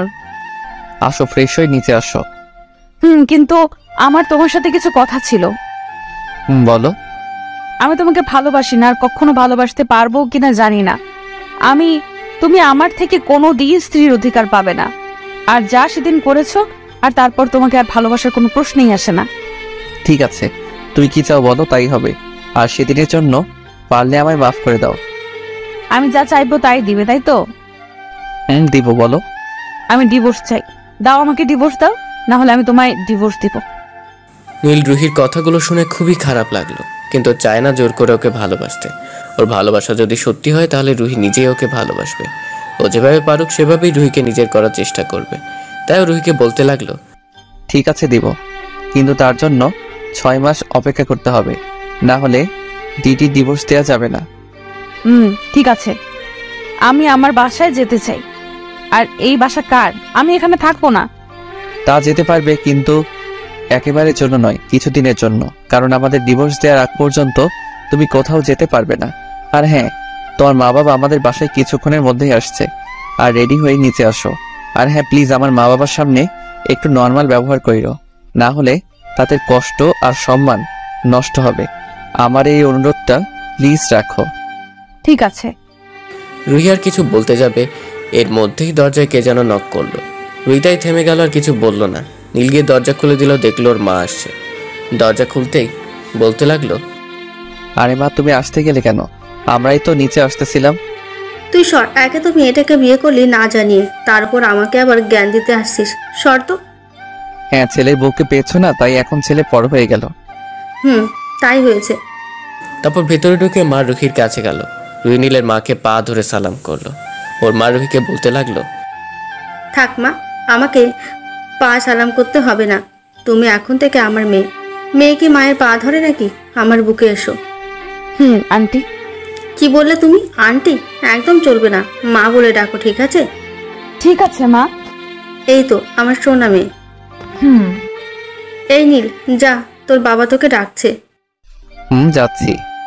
নীল চলে যাওয়ার পর নীলের মা রুহিকে বলতে লাগলো, মা, একটা সত্যি করে কথা বলবে? মা বলুন, কি জানতে চান? নীল তোমাকে জোর করে বিয়ে করেছে, তাই তো? না মা, আমার ইচ্ছেতেই আমরা বিয়ে করেছি। থাক মা, মিথ্যে বলো না, আমি সব জানি। নীলের বন্ধু আমাকে সব বলেছে। তুমি ভার্সিটির ম্যাডাম, তাই না? রুহি এবার কেঁদেই দিল, কারণ এতক্ষণ পর মনে হলো ওর নিজের মার সাথেও কথা বলছে। নীলের মা রুহিকে নিজের কাছে নিয়ে বলতে লাগলো, থাক মা, কেঁদো না। জানো, আমার ছেলেটা না একদম একরোখা, খুব রাগী। যেটা বলবে আর যেটাই চাইবে করে বা নিয়েই ছাড়বে। কিন্তু ওর মনটা না খুব ভালো। কোনোদিনও কোনো মেয়ের দিকে চোখ তুলেও তাকায়নি। এবং ওর রাগ উঠলে ওর কোনো দিকে খেয়াল থাকে না। ও একটু বেশি রাগী, কিন্তু তবুও আমরা ওকে কিছু বলি না। কেন জানো? কেন? যখন ওর বাবার আর আমার বিয়ে হয়, তার অনেক বছর পরও আমার গর্ভে আসে। জানো, আল্লাহর কাছে অনেক কাদার পরেও জন্ম হয়। তাই ওকে আজ পর্যন্ত কেউ কোনোদিন শাসন করেনি। আদর করতে করতে আজও এমন যে কাজ করবে তা আমরা কোনোদিন ভাবতে পারিনি। আমাকে ক্ষমা করে দিও মা। না মা, আপনি আমার কাছে ক্ষমা চাইবেন না, তাহলে আমি নিজেকে ক্ষমা করতে পারবো না। আপনি তো এখন থেকে আমারও মা, আর মেয়ের কাছে কি মা কোনোদিন মাফ চায় বলুন? তা এখন থেকে আমাকে তুমি করে বলবে, ঠিক আছে মা? জি মা, বলবো। এই তো আমার লক্ষ্মী মেয়ে। আর হ্যাঁ, পারলে আমার পাগল ছেলেটাকে একটু ভালোবেসো, কারণ ও যে তোমায় ছাড়া মরে যাবে। বড্ড ভালোবাসে আমার ছেলেটা তোমায়। ওকে একটু মানুষ করো, আর দেখবে তাহলে ও তোমায় মাথায় করে রাখবে। আচ্ছা মা, তুমি রেডি হয়ে নিচে আসো, আমি খাবার রেডি করছি। আর একটু পর তোমার মা বাবা আসবে। ঠিক আছে মা, আমি রেডি হয়ে আসছি। তারপর নীলের মা চলে গেল আর রুহি ভাবতে লাগলো ওর অবশেষে কষ্ট বোঝার জন্য একজন মানুষ হলো। তারপর ও ওয়াশরুমে ফ্রেশ হতে চলে গেল। আর এদিকে নীল ওর বাবার কাছে গিয়ে কিছুক্ষণ বকা খেলো। আর ওর বাবা বলতে লাগলো, তোর থেকে আমরা এই সব আশা করিনি। একটা মেয়ের ইচ্ছার বিরুদ্ধে কিভাবে তুই ওকে জোর করে বিয়ে করলি? নীল শুধু চুপ করে শুনছে। ওর বাবা আবার বলতে লাগলো, আমি ওর বাবা মাকে বলে দিয়েছি, ওরা আসছে, ওদের সাথে কথা বলে তোদের আবার বিয়ে হবে। যা এখন তুই এখান থেকে। আর শোন, বৌমাকে নিয়ে আমার কাছে আয়। জি। নীল ওর বাবার রুম থেকে বের হয়ে সোজা ওর রুমে চলে এলো। এসে দেখলো রুহিল গোসল করে সদ্য বের হয়েছে আর আয়নার সামনে বসে চুল আঁচড়াচ্ছে। ওর কিরকম একটা নেশা চেপে গেল। ও গিয়ে রুহির কোমর জড়িয়ে ওর চুলের গন্ধ নিতে লাগলো। রুহি টের পেয়ে দেখলো নীল ওর কোমর জড়িয়ে ওর চুলের গন্ধ নিতেছে। নীলের প্রত্যেকটা স্পর্শকে পাগল করে দিচ্ছে। যেই নীল ওকে ঘুরিয়ে কিস করতে যাবে অমনি নীলকেও ধাক্কা মেরে দূরে সরিয়ে দিল আর ঠাস ঠাস করে জ্বর মেরে দিল। আর বলতে লাগলো, তোকে আমি আমাকে স্পর্শ করতে মানা করেছি না? আমি বলেছি না আমাকে ডিভোর্স দিয়ে দিতে? কোনো অধিকার দিব না আমি তোকে। তারপরও কেন বারবার আমার কাছে আসিস? আর একবার যদি আমার কাছে আসিস তাহলে আমি নিজের জান দিয়ে দেব। একবার আমায় নিয়ে স্বাদ মেটেনি? নীল কিছু না বলে ওর শাড়ির আঁচল উঠিয়ে দিয়ে, সরি, মাফ করে দিও, তোমায় বাবা নিচে নিয়ে যেতে বলেছে, আসো। এই বলে নীল নিজের চোখের জলটা মুছে ফেলে যাতে রুহি না দেখে। নীলকে আজ পর্যন্ত কেউ গায়ে হাত তুলেনি। আর রুহিকে যখন থেকে ভালোবাসার কথা বলেছে সেই থেকেই ও ওর হাতে চড় খেতে খেতে আসছে। তারপর নীল পিছে পিছে রুহিও নিচে চলে গেল। আর বাবার সাথে কথা বলেও রুহির তাদের দুজনকেই পছন্দ হলো, শুধু নীল ছাড়া। অতঃপর ওর খাবার টেবিলে গেল। রুহি দেখলো সব পছন্দের সব খাবার টেবিলে সাজানো। ও অবাক হচ্ছে এই ভেবে যে ওর পছন্দের খাবার নীলের মা কিভাবে জানলো। তখনই নীলের মা বলে উঠল, কি অবাক হচ্ছ? এই ভাবছো বুঝি আমরা কিভাবে জানলাম তোমার পছন্দের সবকিছু, তাই তো? তাহলে শোনো, নীল বলেছে সবকিছু কালকে। রুহি হালকা একটু লজ্জা পেল আর নীলের দিকে চেয়ে এক পলক দেখল। নীল সে খাবার নিয়ে লাড়িয়ে দিচ্ছে নিজের দিকে চেয়ে। রুহি ভাবতে লাগলো এই মানুষটার আর ওর কত রূপ দেখা লাগবো। ও তাই ভেবে পাচ্ছে না যে মার ডাকে হুঁশ ফিরল ওর। আর সে বলতে লাগলো, খাও মা। সবাইকে নিজ নিজ রুমে চলে গেল। আর নীল সে চলে গেল ছাদে ওর প্রিয় গিটারটা নিয়ে। আর এদিকে রুহি রুমে ঢুকে সব কিছু ঘুরে দেখতে লাগলো। এর মধ্যে গিটারের শব্দ শুনে অনুসরণ করে উপরে ছাদের দিকে যেতে লাগলো। নীল এক কোনায় বসে নিজ মনে গিটারের সুর তুলছে আর সিগারেট কিছুক্ষণ পর পর টানছে। আর তার শেষে গান ধরলো, তেরে জানে কা গম और न आने का गम फिर ज़माने का गम क्या करे राह देखे नजर रात भर जाग कर पर तेरी तो खबर ना मिले। নীল গান গেয়ে পাশে ফিরতে দেখে রুই চোখ বুজে গান শুনতেছে। ও উঠে ওর পাশে গিয়ে দাঁড়িয়ে ওকে দেখতে থাকে। রুই কোনো গানের আওয়াজ না পেয়ে পাশে ফিরে তাকাতেই লজ্জা পায়, কারণ নীল ওর দিকে একভাবে তাকিয়েছিল। আরও সাথে সাথে ওখান থেকে দৌড়ে নিচে চলে যায়। আর রুহি এভাবে লজ্জা পেয়ে চলে যাওয়াতে নীল মুচকি এসে নিচে চলে আসে। আর এর মধ্যেই রুহির মা বাবা চলে আসে, কিন্তু নীল আসে না। আর নীলের মা তাদের বসতে দিয়ে রুহি আর নীলকে ডাকতে ওদের কাজের লোককে উপরে পাঠায়। তাদের কাজের লোক গিয়ে নীলের রুমের সামনে নক করার সাথে সাথে রুহি দরজা খুলে দেয়। আর তখন কাজের লোকটি রুহিকে উদ্দেশ্য করে বলতে থাকে, ভাবি আপনাদের দুজনরে আন্টি নিচে আইতে কইছে। আচ্ছা তুমি যাও, আমরা আসছি। তারপর কাজের লোক ওখান থেকে চলে আসে। আর রুহি ওদিকে নীলকে খুঁজতে লাগলো, কিন্তু ও তো রুমে নেই। তারপর ওর মনে পড়ল নীল তো ছাদে। ওর সাথে সাথে ছাদে গেল আর দেখলো নীল পকেটে 2 হাত দিয়ে আকাশের দিকে তাকিয়ে দাঁড়িয়ে রয়েছে। আর পাশে ওর পছন্দের গিটারটা রাখা। রুহি ভাবলো ওকে ডিস্টার্ব করবে না, কিন্তু আবার মনে পড়লো মা তো ওদের যেতে বলেছে নিচে। তাই দেরি না করে ওকে ডাক দিল, কিন্তু নীলের কোনো সারা শব্দ না পেয়ে আবার একটু জোরেই ডাক দিল রুহি। তখন নীল বলল, হ্যাঁ বলো, কিছু বলবে? মা আমাদের নিচে যেতে বলেছে। ঠিক আছে, তুমি যাও, আমি আসছি। আচ্ছা বলে রুহি নিচে চলে গেল। আর তারপর নীলও কিছুক্ষণ ছাদে থেকে নিচে ওর রুমে চলে আসে। আর রুহি নিচে নামতেই দেখে ওর মা বাবা নিচে বসা। ওর মা বাবাকে দেখে সোজা উপর থেকে নিচে নেমে এসে ওর মা বাবাকে জড়িয়ে ধরে। ওর মা বাবা রুহিকে জড়িয়ে ধরে। আর রুহি ওর মা বাবাকে জিজ্ঞেস করে, তোমরা কেমন আছো? ওর বাবাই জবাব দেয়, যেমন দেখছিস তেমনই আছি। তোকে ছাড়া কখনো ভালো ছিলাম নাকি আমরা, তুই বল? আর একবারও কি পালিয়ে বিয়ে করার আগে আমাদের কথা ভাবলি না? আমার মান সম্মানের কথা ভাবলি না কেন মা? আমাদের বললেই তো পারতি, আমরাই তোদের বিয়েটা সব আয়োজন করে খুব ভালোভাবে দিয়ে দিতাম। সরি বাবা, আমাকে মাফ করে দাও। আরে এই দেখো আমার পাগলি মেয়েটা কাঁদছে দেখি। আচ্ছা মা, কাঁদিস না, তোর চোখের জল আমরা সহ্য করতে পারি না। আর আমরা কি তোর উপর রাগ করে থাকতে পারি বল? তবুও। আচ্ছা মা, মাফ করে দিয়েছি, এবার খুশি তো? রুহি বাদে সবাই হেসে দিল রুহির এমন ব্যবহারে। রুহিতে খানিকটা লজ্জা পেল। অতঃপর রুহির বাবা নীলের বাবাকে বলতে লাগলো, বিআই সাহেব, তার ছেলে মেয়ে তো নিজেরাই বিয়েটা করে নিল, তাই আমি আর কি ভাবছিলাম যে ওদের বিয়েটা খুব ভালোভাবে আবার দিতে। আপনারা কি বলেন? জি, আমরাও তাই ভাবতেছি। আমরা আপনার প্রস্তাবে রাজি। আচ্ছা, তাহলে তো একটা দিন দেখে ওদের ভালোভাবে বিয়েটা দিয়ে দেওয়াই যায়। আচ্ছা বিআইন সাহেবা, তার জামাই বাবাজি কোথায়? ওকে তো রুহির সাথে নিচে আসতে বললাম। রুহিমা, ও কোথায়? জি মা, ওকে তো ডেকে আসছিলাম আসার সময়। ও বললো ও আসছে, কিন্তু এখনো আসলো না কেন তাই বুঝতে পারলাম না। দাঁড়ান, আমি দেখে আসছি। যেই বলতে উঠতে যাবে সেই ও সিঁড়ির দিকে তাকিয়ে রইল। ওর এভাবে তাকিয়ে দেখা দেখে বাকিরা সবাইও সিঁড়ির দিকে তাকায়।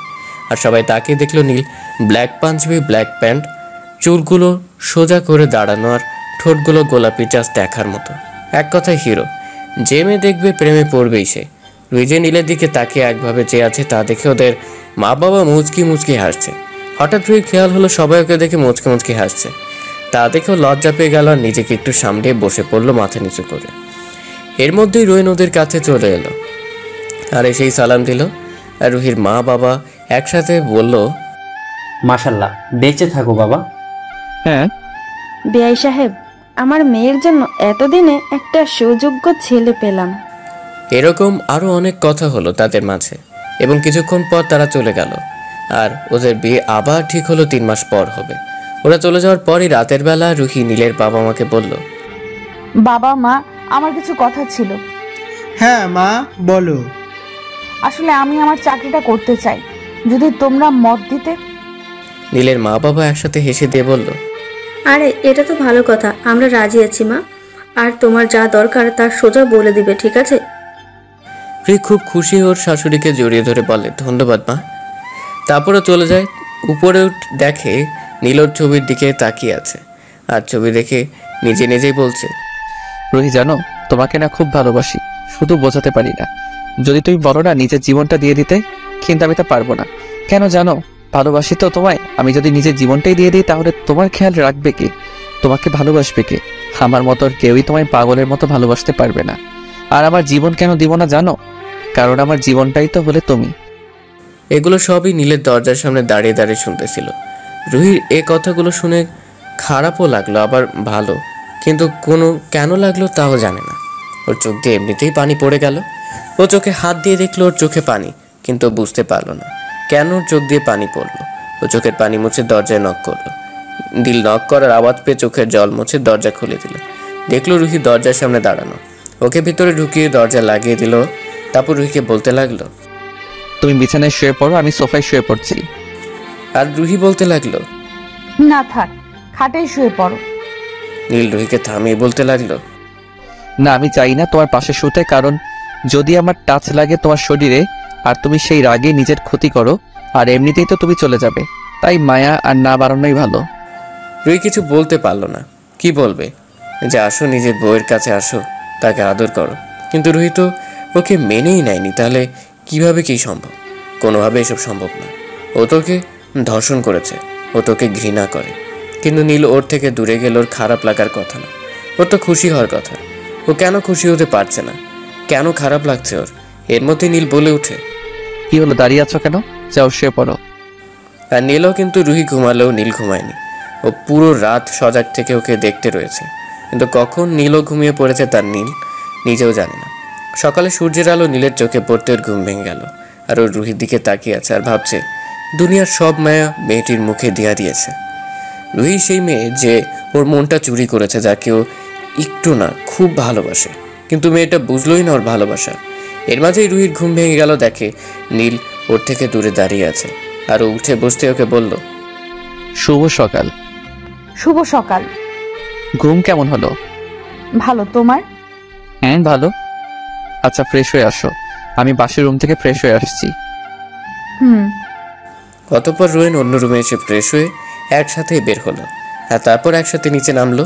যখন সবাই বসে খাচ্ছিল তখন নীলের বাবা বলতে লাগলো, রোয়েন, আজ থেকে তুই ভার্সিটি যাবি, আর সাথে করে বৌমাকে নিয়ে যাবি। ওকে বাবা। রুহি বা তার শাশুড়ি কেউই কোনো কথা বলল না। খাওয়া শেষ হলে উপরে গিয়ে নীল রুহিকে ওর কাপড় যে জায়গায় রাখা ওই জায়গা দেখিয়ে দিল। তারপর নীল ওই রুম দিয়ে বের হয়ে এলো, আর রেডি হয়ে যখন ওরা একে অপরের সামনে এলো, আশ্চর্যজনকভাবে দুজনেই দেখলো ওরা একই কালারের ড্রেস পরেছে। ওরা এই জিনিসে একটু অবাক হলেও নীলকে দেখা যাচ্ছে ও মনে হয় এতে খুশি হয়েছে। এটা দেখে রুহি যেই আবার ড্রেস পাল্টাতে যাবে তখন ওর বাবা আসলো, আরও যেতে পারলো না। তারপর বাবা ওদের কাছে এসে নীলকে বলতে লাগলো, রুহিকে সাবধানে নিয়ে যাস। বলে ওরা ওখান থেকে চলে আসে, আর রুহি নীল গাড়িতে ওঠে।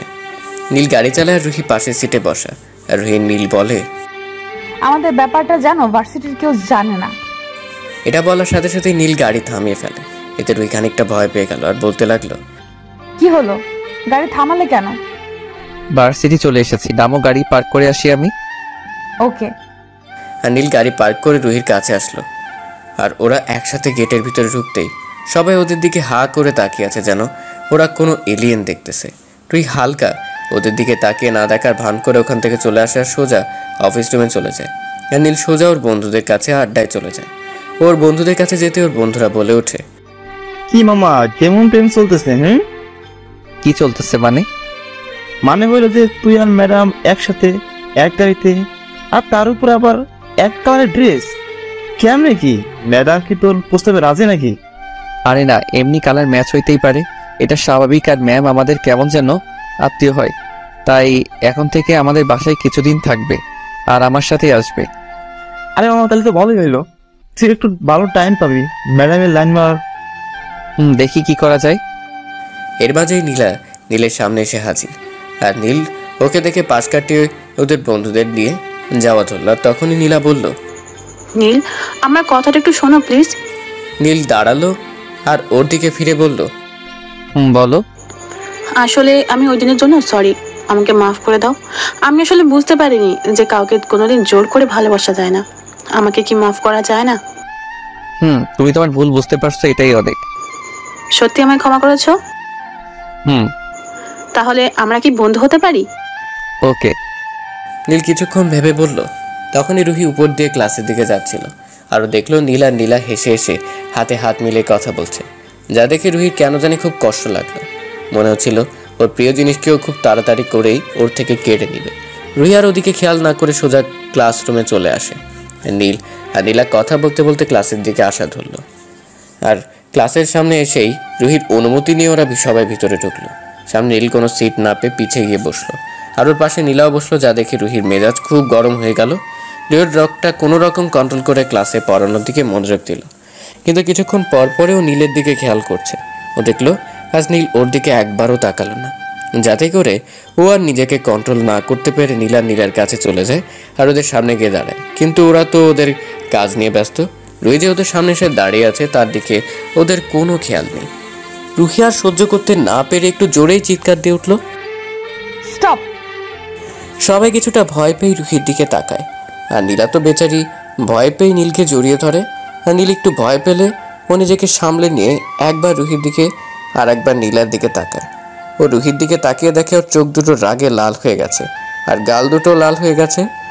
আর নীলার দিকে তাকিয়ে দেখে ওকে একদম আষ্টে পৃষ্ঠে জড়িয়ে ধরে আছে, ছাড়ার নামই নেই। নীল নীলাকে একটু জোরে ধাক্কা দিয়ে ছাড়িয়ে নেয়, আর নীলা একটু লজ্জা পাওয়ার ভঙ্গি করে নিচে তাকায়। এবার রুহি ওদের বলতে শুরু করে, এই দাঁড়াও তোমরা।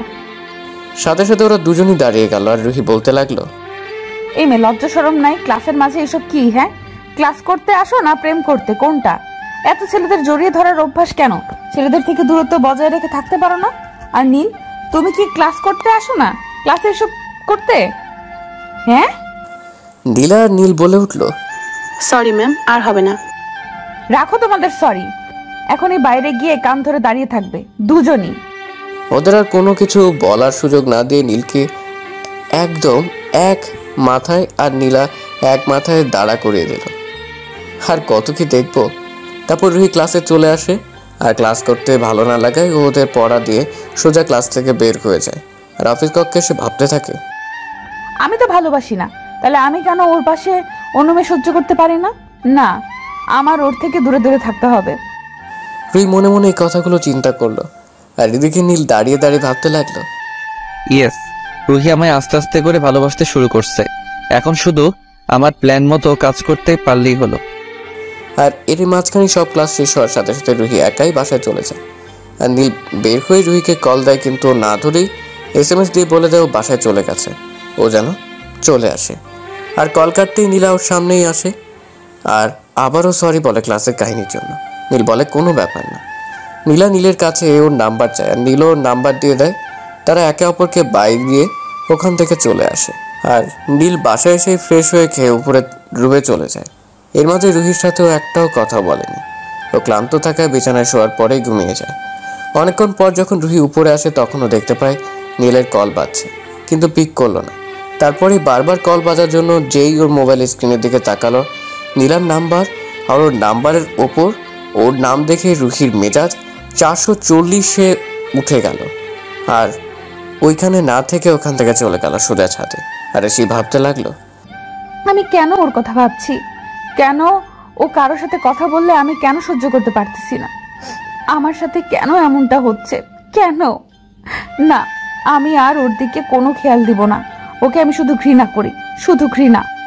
আর নীলের বিকালের দিকে ঘুম ভাঙে আর উঠে ফ্রেশ হয়ে মোবাইল হাতে নিতেই দেখে নীলার অনেকগুলো মিসড কল। আর ওর সাথে সাথেই ব্যাক করে আর ছাদে চলে যায়, কারণ ও জানে রুহি এখন ছাদেই থাকবে। ওর সামনে ওকে দেখিয়ে দেখিয়ে কথা বলবে, তাই তাড়াতাড়ি করে ছাদের দিকে পা বাড়ায়। আর উপরে উঠে দেখে রুহি ছাদের এক কোণায় দাঁড়িয়ে আছে। বাতাসের চুলগুলো এলোমেলোভাবে উড়ে বেড়াচ্ছে, কিন্তু ও কাছে যাওয়ার সাহস করলো না, কারণ যদিও ওকে টাচ করে তাহলেও নিজের ক্ষতি করবে এই ভয়। অতঃপর কিছু না ভেবে নীলাকে কল করলো আর রুহিকে শুনিয়ে শুনিয়ে অনেক কথা বলতে লাগলো। রুহি আর না শুনতে পেরে নীলের দিকে রাগে একটা লুক দিয়ে ওখান থেকে নিচে চলে আসলো। নীল ওর চলে যাওয়া দেখে নিজে নিজেই হেসে ফেললে আর বলতে লাগলো, ভালো তো অবশ্যই বাসবে, শুধু আমায় তার জন্য একটু অপেক্ষা করতে হবে। এইভাবে চলতে রয়েছে ওদের বিয়ের 2 মাস, এর বেশি হয়ে এসেছে। আর এর মাঝে রুহি ও নীলকে খুব খুব ভালোবেসে ফেলেছে, কিন্তু হৃদয়কে এখন ওর মনের কথা জানাতে পারেনি। এর মাঝেই হঠাৎ একদিন রুহির এর সাথে দেখা হয়ে যায় আর ওরা একটা কফি হাউসে যায় আর কথা বলতে থাকে। আর নীলও একটা কাজে ওর বন্ধুদের সাথে ওই জায়গায় যায় আর দেখে রুহির হাত হৃদয় ধরে আছে। আর তার নীল দেখে নিজেকে আর কন্ট্রোল করতে না পেরে ওদের সামনে গিয়ে দাঁড়ায়। আর সাথে সাথে নীল রুহির হাত ছেড়ে দেয় আর রুহি ওর হাত ছুটার পরপরই উঠে দাঁড়ায় আর বলে, নীল, তুমি এখানে? কেন, এসে কি ভুল করলাম নাকি? তোমাদের মধুর সময় নষ্ট করে দিলাম, তাই না? দেখো নীল, তুমি ভুল বুঝছো আমাকে। তুমি যা ভাবছো এখানে তেমন কিছুই হয় নাই। চুপ, একদম চুপ। তোমায় আমি ভালোবেসেছিলাম, কিন্তু তুমি আমার ভালোবাসাটা বুঝলাই না। তোমাকে কতই না ভালোবেসেছিলাম। কেন কেন করলে এমনটা কেন? আসলে তোমার মতো মেয়েরা আমার ভালোবাসার যোগ্যই না। রুহি আর নিজেকে কন্ট্রোল না করে রেগে গিয়েই নীলের গালে থাপ্পড় বসিয়ে দিল, ঠাস ঠাস করে 2টা থাপ্পড়। আর বলতে লাগলো, আমি একজনের সাথে কথা বললেই দোষ, আর তুমি যখন নীলার সাথে সারাদিন ঘুরে বেড়াও, কথা বলো, তখন কই? তখন তো আর আমি তোমায় কিছু বলি না। তাহলে আমার বিষয় তুমি কেন নাক গলাবে? তোমার চেহারাটা তো আমি দেখতে চাই না। চলে যাও আমার সামনে থেকে। ঠিক আছে, আর কখনো আমার এই চেহারা তোমায় দেখাবো না, পারলে মাফ করে দিও। এই বলেই নীল ওখান থেকে চলে আসে আর ওখান থেকে বের হয়ে সোজা গাড়ি নিয়ে ফুল স্পিডে বাসার দিকে চলে যায়। আর এদিকে ওকে কথাগুলো রাগের মাথায় বলে নিজে নিজেই কথাগুলো ভেবে কেঁদে দেয়। আর একটা সময় মাথা ঘুরিয়ে পড়ে যায়। হৃদয় তাড়াতাড়ি করে ওকে হসপিটালে নিয়ে যায়। আর হসপিটালে নিয়ে যাওয়ার পর রুহিকে ডাক্তার চেক আপ করার পর হৃদয় ডাক্তার যা বললো তা শোনার জন্য হৃদয় মোটেও প্রস্তুত ছিল না। ওর মাথায় যেন আকাশ ভেঙে পড়লো ডাক্তারের কথা শুনে। ডাক্তারের কথা শুনে ওর পৃথিবী যেন থমকে গেছে। ওর আবার শিওর হওয়ার জন্য জিজ্ঞেস করলো, ডাক্তার আপনি কি সত্যি বলছেন? এটা সত্যি। আপনি না হলে রিপোর্ট চেক করতে পারেন। হৃদয় ফাইলটা দেখে ওর নাক মুখ পুরো লাল হয়ে গেছে। ওখানে আর এক মুহূর্ত না দাঁড়িয়ে সোজা উঠে চলে যায়। আর এদিকে নীল পাশে এসে সব ভাঙচুর করা শুরু করে দেয়। ভাঙচুর করতে করতে এক পর্যায়ে ওর হাত কেটে ফেলে। প্রচুর রক্ত ঝরছিল কিন্তু আর থামেনি ভাঙচুর করা থেকে। আর ওকে ওর মা বাবাও থামাতে পারেনি এসব করা থেকে। সবাই খুব ভয় পেয়ে গেছে ওর এই কর্মকাণ্ডে। ও রুমের দরজা আটকে কিছু একটা করলো আর তারপরে রুমের দরজা খুলে ব্যাগ নিয়ে বের হয়ে গেল। কোথায় যাচ্ছে কেন যাচ্ছে ও তা কাউকেই বলল না। ও বাসা দিয়ে বের হয়ে ওর এক বন্ধুকে কল করে ওর সাথে দেখা করার জন্য বলল, কিন্তু ওর বন্ধুটা ঢাকার বাইরে থাকে। ও সেখানে যাওয়ার জন্য রেডি হলো আর ফুল স্পিডে গাড়ি চালিয়ে চলে গেল। আর এদিকে রুহির জ্ঞান ফেরার পর ও নিজেকে হসপিটালের বেডে আবিষ্কার করলো। উঠতেই নার্স ডাক্তারকে নিয়ে এলো আর এসে ডাক্তার বলতে লাগলো, তাহলে আপনার জ্ঞান ফিরলো? কিন্তু আমার কি হয়েছিল? আরে আমি তো বলতেই ভুলে গেছি, আপনি মা হতে চলেছেন। কনগ্রেস। কি সত্যি ডাক্তার? আপনি এখন সুস্থ, বাসায় যেতে পারেন। আর এই প্রেসক্রিপশনে যা লেখা আছে সেই অনুযায়ী চলেন আর প্রতি মাসে একবার চেক আপ করে যায়। ধন্যবাদ ডাক্তার। আমাকে এখানে নিয়ে কে এসেছিল? হৃদয় নামের একটা ছেলে, কিন্তু আপনি মা হওয়ার কথা বলার সাথে সাথে উনি কোথায় যেন চলে গেলেন, তা আমি জানি না। ও আচ্ছা ডাক্তার, আমি তাহলে আসি। ওকে। হসপিটাল থেকে বের হয়ে হৃদয়কে রুহি কল করলো কিন্তু ওর ফোন সুইচ অফ। তারপর ওকে আর ফোন না দিয়ে নীলকে কল করতে থাকে, কিন্তু যতবারই ওকে ফোন দিতেছে ততবারই ও বিরক্ত হয়ে যাচ্ছে আর টেনশন বেড়ে যাচ্ছে, কারণ নীল ফোন পিক করছিল না। এইরকম করতে করতে একটা সময় বাসায় চলে আসে আর এসেই সবাইকে সামনে আর সাথে সাথে ওর মা বাবাকে মানে ওর শ্বশুর শাশুড়িকে বলে, মা একটা খুশির সংবাদ আছে। কি খুশির সংবাদ? মা আপনারা দাদা দাদি হতে যাচ্ছেন। কি সত্যি? সবাই খুশি হয়। আর তারপর রুহি এটাও বলা শুরু করে, মা নীল কোথায়?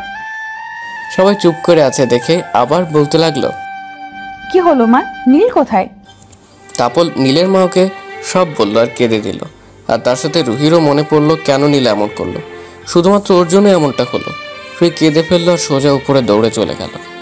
আর গিয়েই দেখতে পেলো যে পুরো রুমের আসবাবপত্র একদম ভেঙে চুরমার করা। আর টেবিলের দিকে তাকাতেও দেখতে পেলো একটা ডায়েরি রাখা আর তার সাথে একটা চিঠিও রাখা। ওই চিঠিটা ডায়েরিটা নিল আর খুলে দেখলো চিঠিটা তাতে লেখা ছিল এই যে, প্রিয় রুহি, প্রথমেই মাফ চেয়ে নিচ্ছি, কারণ আমি যা এতদিন করেছি তার জন্য। জানো জীবনে কখনো কোনো মেয়ের দিকে তাকাইনি পর্যন্ত, শুধুমাত্র অপেক্ষায় ছিলাম কবে তোমার দেখা পাবো। কারণ কি জানো, তোমার মতনই কাউকে সবসময় চাইতাম আর পেয়েও গেলাম, কিন্তু আমার কপাল দেখো, পেয়েও হারিয়ে ফেললাম। যাই হোক, আমার কথা নাই বা বলি, তুমি চেয়েছিলে না যে আমি তোমায় ডিভোর্স দেই? আমার টেবিলের উপরে ড্রয়ারটা খুলো, দেখবে তাতে একটা বক্স আছে। নীলের কথা মতো তাই করলো, কিন্তু একটু অবাকও হলো। দাঁড়ান বলছি, কেন অবাক হলো? ও আবার পড়তে লাগলো। কি অবাক হচ্ছ? জানি অবাক হওয়ারই কথা, কারণ এটা আমি ছাড়া আর কেউই জানে না। আচ্ছা, তোমার হাতে যে ডায়েরিটা আছে ওটা খুলে দেখলেই সব উত্তর পেয়ে যাবে। আর হ্যাঁ, আমি ব্যাপারে সাইন করতে পারিনি, কারণ কি জানো, ভালোবাসি তোমায় অনেক, পারলে আমি মাফ করে দিও। আর হ্যাঁ, তোমায় ছেড়ে এই শহর ছেড়ে বহু দূরে চলে যাচ্ছি, যাতে আমার ছায়াও তোমার আশেপাশে না পড়ে। ভালো থেকো, আর কখনো আমার অধিকারের দাবি করব না। তুমি নিজের মতো করে তোমার দুনিয়া কষ্ট করে সাজিয়ে নিও, আর পারলে আমায় মাফ করে দিও। ভালো থেকো, ভালোবাসা, ইতি, তোমার না হওয়া স্বামী। রুহি চিঠিটা পড়েই বসে পড়ে কাঁদতে কাঁদতে আর বলতে থাকে জোরে চিৎকার করতে করতে, নীল তোমায় ভালোবাসি, কেন চলে গেলে আমায় ছেড়ে? আমি যে তোমায় ছাড়া বাঁচবো না, কেন এমনটা করলে? আমার কথা একবারও ভাবলে না? নাগের মাথায় কি না কি বলেছি তার জন্য তুমি আমায় ছেড়ে চলে যাবে? কেন কেন নীল, তুমি কেন আমায় একা করে চলে গেলে? কেন? কান্না করতে আসে রুহি। ওর চোখ দিয়ে অঝোর ধারায় পানি পড়তেছে। এর মধ্যে ওর হাতে থাকে ওর কতগুলো ছবি, ওর কানের দুল, নূপুর আর ওর হারিয়ে যাওয়া ওনাটা পাশে দেখে তাড়াতাড়ি ডায়েরিটা হাতে নিল আর পড়তে লাগলো। আজ সব বন্ধুরা মিলে কক্সবাজার যাচ্ছি। অনেক দিনের প্ল্যান ছিল, কিন্তু যাওয়া হয়নি, কিন্তু আজ যাব। তাই সবাই প্ল্যান করলাম লং জার্নি করতে করতে যাব, বাইক ড্রাইভ করে যাব। তাই যা ভাবলাম সেই মতনই সবাই রওনা হলাম। আমরা মোট 8 জন, আর আমাদের সবার কাছেই বাইক আছে, কিন্তু আমরা 8টা বাইক না নিয়ে 4টা বাইক নিলাম। আর সবাই রাতের দিক দিয়ে বাইক নিয়ে বের হব ঠিক করলাম। রাত 8টা। দোস্ত কই তুই? আমার সবাই তোর বাড়ির সামনে, আর নীল কই? তোরা তাড়াতাড়ি করে চলে আয়। আমরা দুইজনই একসাথে আছি, দাঁড়া আমরা আসছি। ওকে। ওই ভাই চল, আমাদের এখন যাওয়া লাগবে, ওরা নিচে অপেক্ষা করছে। চল, আমি রেডি। হয়তো ভাবছেন রিহানকে, তাই না? ওকে বলবো, কিন্তু একটু অপেক্ষা করতে হবে, না হলে যে জানতে পারবেন না। ওকে চল। নীল আর রিহান এক কালার ড্রেস পরেছে, দুইজনকে পুরাই অসাধারণ লাগতেছে। ওদের দেখেই মেয়েরা প্রেমে পড়ে যাবে, সব শিওর। তাহলে ভাই আমাদের কি হইব যদি সব মাইয়া ওদের লাইকা পাগল হইয়া যায়? চিন্তার বিষয়। ওরা নিচে দুজন এক বাইকে উঠে রওনা হলো। ওদের বন্ধুরা বলে উঠল, ভাই তোরা সবসময় একরকম ভাবে, মানে তুই যা পড়স রেহানও তাই পড়ে, আর রেহান যা পড়ে তুইও তাই পড়স, কেন ভাই? তোরা বুঝবি না, এখন বেশি কথা না বলে চল। তারপর ওরা সবাই রওনা হলো কক্সবাজারের উদ্দেশ্যে। ওরা 10 ঘন্টার মধ্যে ওদের গন্তব্যে পৌঁছে গেল। ওরা নেমে একটা হোটেল বুক করলো থাকার জন্য। ওরা ওখানে 3 দিন থাকবে, তাই 3 দিনের জন্য রুমগুলো বুক করে নিল। তারপর ওরা কিছুক্ষণ রেস্ট নিয়ে সি বিচে চলে গেল, আর ওখানে গিয়ে সবাই মজা মাস্তি করা শুরু করে দিল। হঠাৎই নীল সামনে তাকাতেই যেন থমকে গেল কিছুক্ষণের জন্য, আরও সবাই থেকে একটু দূরে গিয়ে দেখতে লাগলো। কি দেখতে লাগলো জানেন? তাহলে শুনুন। ও যা দেখে থমকে গিয়েছিল সে হলো রুহি, ওর প্রথম ও শেষ ভালোবাসা। রুহি ওর মা বাবার সাথে কক্সবাজার আসছে ঘুরতে, আর পরে ওদের সাথেই পানিতে নেমে মজা করছে। আর তখনই নীলের চোখেও পড়লো, কিন্তু রুহি ওকে খেয়াল করেনি যে ওকে কেউ দেখছে। কিন্তু হঠাৎই রুহি ওর মা বাবার সাথে চলে গেল, আর নীল ওর সাথে কথা বলার জন্য যেই সামনে যাবে, কিন্তু ততক্ষণে চলে গিয়েছিল। নীল সামনে এগিয়ে গিয়ে এক জোড়া নুপুর পেল। তারপর ও মুচকে এসে নুপুর জোড়া পকেটে ঢুকিয়ে নিল, আর তারপর ওর বন্ধুদের কাছে চলে গেল। আর আরও কিছুক্ষণ মজা মাস্তি করে ওরা চলে গেল হোটেলে। রুহি রাতের বেলা আকাশের নিচে প্লাস পানির কাছাকাছি জায়গায় একা থাকতে খুব ভালো লাগে। তারা দেরি না করে কাউকে না জানে বিচে চলে আসে, আর হাঁটতে হাঁটতে একটা নির্জন জায়গায় গিয়ে বসে, যেখানে সচরাচর কোনো মানুষ আসে না। ও বসে বসে আকাশের তারা গুনছিল, আর ওর কাছে সব কিছু খুব দারুণ লাগতেছিল। আর অন্যদিকে নীল কিছু ভালো লাগতেছিল না দেখে ও উঠে হোটেল থেকে নেমে বিচের দিকে যাচ্ছে, কিন্তু কেন জানি একটা জায়গায় ওর পা না যেতে চাইলেও ওর মন ঠিকই যেতে চাইছে, তাই নীল ওদিকে যাওয়া শুরু করলো। আর রুহি কিছুক্ষণ বসে থাকতে ওখানে কিছু খারাপ লোক এসে ওর সাথে যা অধ্যস্তি করার চেষ্টা করলো। ও কোনো রকমভাবে দৌড়ে পালাতে থাকে ওখান থেকে, আর সেদিকে নীল যাচ্ছে। এর মধ্যে নীলের কাছে যেতে একটা মেয়ের কণ্ঠ শুনতে পায়, আর একটু সামনে যেতে কেউ এসে ওকে জড়িয়ে ধরে বলতে থাকে, প্লিজ সাহায্য করুন আমায়। নীল চাঁদের আলোর ফর্সা মুখটা দেখলো, আর দেখলো ও ভয় পেয়েছে খুব, যার কারণে রীতিমতো কাঁপছে। ও রুহিকে বলতে লাগলো, দেখুন ভয় পাওয়ার কোনো কারণ নেই, আপনার কিছু হবে না, আমি আছি তো নাকি? রুহি কিছু বলছে না, শুধু নীলের দিকে একবার তাকালো, আর তাকেই থমকে গেল, কারণ নীলকে এই রাতের বেলা অনেক সুন্দরী লাগছে। আর তার সাথেও মুখে একটা মাস্ক পরেছিল, যার কারণে ওর চেহারাও দেখতে না পেল। ওর 6 প্যাক বডি, রাগান্বিত চোখ, খাড়া খাড়া চুল সব মিলে পুরাই জোশ লাগতেছিল, এবং তার সাথে ভয়ানকও। এর মাঝে লোকগুলোর সামনে এসে পড়ে আর বলতে থাকে, কি রোমিও, জুলিয়েটকে তো অনেকক্ষণ ধরে জড়িয়ে ধরেছিস, এখন এদিকেও একটু দাও, আমরা ওকে একটু জড়িয়ে ধরি। বলে ওরা হাসতে লাগলো। নীল রাগে গা চলা শুরু করলো, আর তার সাথে ওর হাত মুষ্টিবদ্ধ করলো। আর ওদের লিডার ওদের একজনকে বলতে লাগলো, যা মেয়েটিকে নিয়ে আয়। নীল রুহিকে পিছিয়ে সরিয়ে দিয়ে রুহির সামনে দাঁড়ালো, আর ওরা আসতেই এক ঘুষি, সাথে সাথে যেটা এসেছিল ওটা ওখানেই শেষ। এটা দেখে ওরা ভয় পেয়ে গেল, আর সাথেই ওরা নিজেদের পকেট থেকে চাকু বের করে ওর দিকে দৌড়ে এলো, আর নীলও এক একটা ধরে ধরে মারতে লাগলো। কিন্তু ওদের লিডারটা নীলকে একটা চাকুর আঘাত দিয়ে সক্ষম হয়েছিল, যার কারণে ওর প্রচুর রক্ত পড়া শুরু হয়ে গেল। তারপর ওদের মারতে মারতে আধমরা করে ফেললো। রুহি তাড়াতাড়ি গিয়ে ওকে থামালো, আর বলতে লাগলো, ছাড়ুন, ওরা মরে যাবে। রুহি আর ওর হাতের দিকে খেয়াল করতেই দেখে ওর হাত প্রচুর রক্ত ঝরছে। ও তাড়াতাড়ি করে ওর হাতে ওড়নাটা বেঁধে দিল। তখন রক্ত পড়া থামলো, আর পড়ে ওরা হালকা পাতলা কথা বলতে বলতে রুহির হোটেলের সামনে চলে এলো। ওকে বিদায় দিয়ে নীল সোজা ওর হোটেল রুমে চলে এলো। ও এসেই পড়লো রিহানের সামনে, শালায় সামনেই বসে আছে। ও জিজ্ঞেস করছে, তুই এত রাতে গিয়েছিলি কই? এই সামনে। কিন্তু তুই না ঘুমিয়েছিলি, উঠলি কখন? এই একটু আগে আর তার মধ্যে তুই চলে এলি। এটা বলেই রিহান নীলের হাতের দিকে তাকাতে খেয়াল করলো ওর হাতে ওড়না পেঁচানো আর তাতে রক্ত লাগলো, কিন্তু নীলকে খুব স্বাভাবিক লাগতেছে। আর তার উপর ও নীলের কাছে যেতেই দেখতে পেল ওর বুক পকেটে একটা মেয়েদের কানের দুল লাগানো। ও কাছে যে এই নীলের বুকের সাথে লাগানো দুলটা হাতে নিল আর বলতে লাগলো, এই দুলটা আর ওর হাতটা জাকিয়ে ধরে বলল, এসব কি আমাকে তাড়াতাড়ি বল। একটু রেগে গিয়ে বলল, কারণ রিহান নীলের কোনো ক্ষতি দেখলো বা শুনলে ওর মাথা ঠিক থাকে না। ও আবার নীলের চেয়েও মারাত্মক রাগে, যা টোটালি বলার বাহিরে। অতঃপর নীল ওকে সব বলল, প্রথম থেকে যা যা হয়েছিল। রিহান ওর হাতে কানের দুলটা দিয়ে বলতে লাগলো, ওরে শালা, একদিনে এত কিছু করে ফেললি, অথচ আমি জানি না। এই বলেই ওকে মারতে লাগলো। আরে আরে ভাই, সরি, ওকে যা, কাল তোকে দেখা করাবো ওর সাথে, ওকে? মার থামি ওকে যা, ডান। দেখি আমার ভাইটা কার প্রেমে একদিনে এত পরিমাণ হাবুডুবু খাচ্ছে। ওকে ফ্রেশ হয়ে ঘুমাবো। ওকে। নীল ফ্রেশ হয়ে এসে ঘুমিয়ে পড়লো। আর তারপরেই ওরা পরের দিন সকালে উঠে নাস্তা করে দুজন বের হয়ে গেল।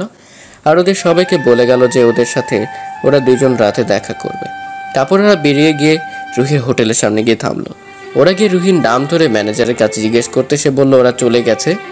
নীলের যেন মাথা কাজ করা বন্ধ করা দিচ্ছে, তবুও জিজ্ঞেস করতে লাগলো, আচ্ছা তারা ফিরে গেছে কোথায় তা বলতে পারবেন? অবশ্যই, তারা ঢাকায় ফিরে গেছে, কিন্তু কোথায় গেছে আমরা জানি না। ওকে, ধন্যবাদ আপনাকে। এটা বলে ওরা দুজন ওখান থেকে চলে গেল।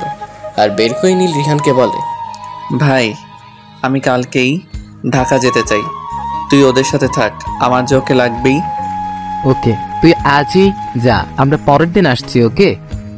নীল বাইক না নিয়ে ওখান থেকে চলে গেল আর বলে গেল রিহানকে বাইকটা নিয়ে আসতে। আসার সময় নীল ঢাকাতে ব্যাক করেই রুহিকে সারা ঢাকা খুঁজতে থাকে, কিন্তু পায় না। আর ওর সাথে রিহানও মিলে খুঁজে, কিন্তু কেউই পায় না খুঁজে রুহিকে। আর হঠাৎই রুহিনের থাইল্যান্ডে কিছু কাজের জন্য যাওয়া পড়ে। আর তারপরেই রুহির সাথে ওর আবার দেখা হয় ভার্সিটিতে। ও যখন ওকে দেখে তখন ওর খুশিতে চোখে পানি এসে গিয়েছিল। আর তারপরেই তো ওকে যা যা বলে আর সবই ওই ডায়েরিতে লেখা আসছিল। রুহি ডায়েরিটা পড়ে এখন আগের চাইতে একটু না, অনেক বেশি জোরে কেঁদে দিল আর বলতে লাগলো, আমাকে মাফ করে দাও নীল, মাফ করে দাও। আমি বুঝতে পারিনি তুমি আমায় এতটা বেশি ভালোবাসো। ডায়েরিটা নীলের ছবি বুকে জড়িয়ে কাঁদতে থাকে। এর মধ্যেই রুহির ফোনও আননোন একটা নাম্বার দিয়ে কল আসলো। কলটা রিসিভ করে লো আর বলতে লাগলো, কে? আমি আসছি। এই বলে ও সোজা বাসা থেকে বের হয়ে গাড়ি নিয়ে কোনো এক জায়গায় যাওয়া ধরলো। রুহি কিছুক্ষণের মধ্যে ফোনে বলা জায়গায় চলে গেল। আর যাওয়ার পরে কিছু লোক এসে ওকে ভেতরে নিয়ে গেল। রুহি ভিতরে ঢুকতেই দেখতে পেল একটা লোক উল্টা দিক ফিরে দাঁড়িয়ে আছে। ও সামনে গিয়ে দাঁড়িয়ে বলল, আমার নীল কোথায়? বলবো, আগে আমাকে দেখো। এই বলে লোকটি পিছন ফিরল। রুহি লোকটিকে দেখে চমকে উঠলো আর বলতে লাগলো, তুমি এখানে? তুমি আমার নীল কিডন্যাপ করেছো? কুল বেবি কুল। কেন করেছি জানতে চাইলে না, শুধু এইটাই বললা কেন করলাম? বলো কেন করেছো? তাহলে শোনো, আমিও তোমায় ভালোবাসি। যেদিন তোমায় বলবো আমি তোমায় ভালোবাসি, কিন্তু ওই দিন নীল তোমায় কিডন্যাপ করে আর আমার বলা হয়ে ওঠে না। জানো, বড্ড বেশি ভালোবাসি তোমায়। তারপরও ভেবেছিলাম তুমি হয়তো বা নীলের সাথে থাকবে না, কিন্তু তার মাঝেই তোমার পেটে নীলের এই বাচ্চাটা চলে আসে আর আমার ইচ্ছা পূরণ হয় না। তাই ভাবলাম নীলকেই সরিয়ে দেবো, সাথে তোমার বাচ্চাটাও ফ্রিতে পর পারা যাবে। তা তুই কোনোদিনও পারবি না, আমার নীল তোকে তা কোনোদিনও করতে দিবে না। আরে বেবি কুল কুল, আগে তোমার নীলকে নিজেকে তো বাচ্চা, তারপর না হয় তোমাকে বাঁচাবে। ওই নীলকে নিয়ে আয়। কিছুক্ষণ পর নীলকে রুহির সামনে নিয়ে এলো।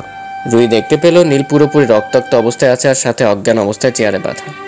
নীল রুহিকে বলতে লাগলো, যদি আমাকে কালকের মধ্যে বিয়ে করতে রাজি না হয় তাহলে ওকে আর তোমার পেটের বাচ্চাকে আমি মেরে ফেলবো। এখন বাকিটা তোমার ইচ্ছা, এখন কি করবা তা কালকে আমি জানাবো। রুহি কিছু বললো না, শুধু কেঁদেই যাচ্ছে। ওই ওদের আটকে রেখে দে। নীলের কথাগুলো শুনে ওর লোকেরা তাই করলো।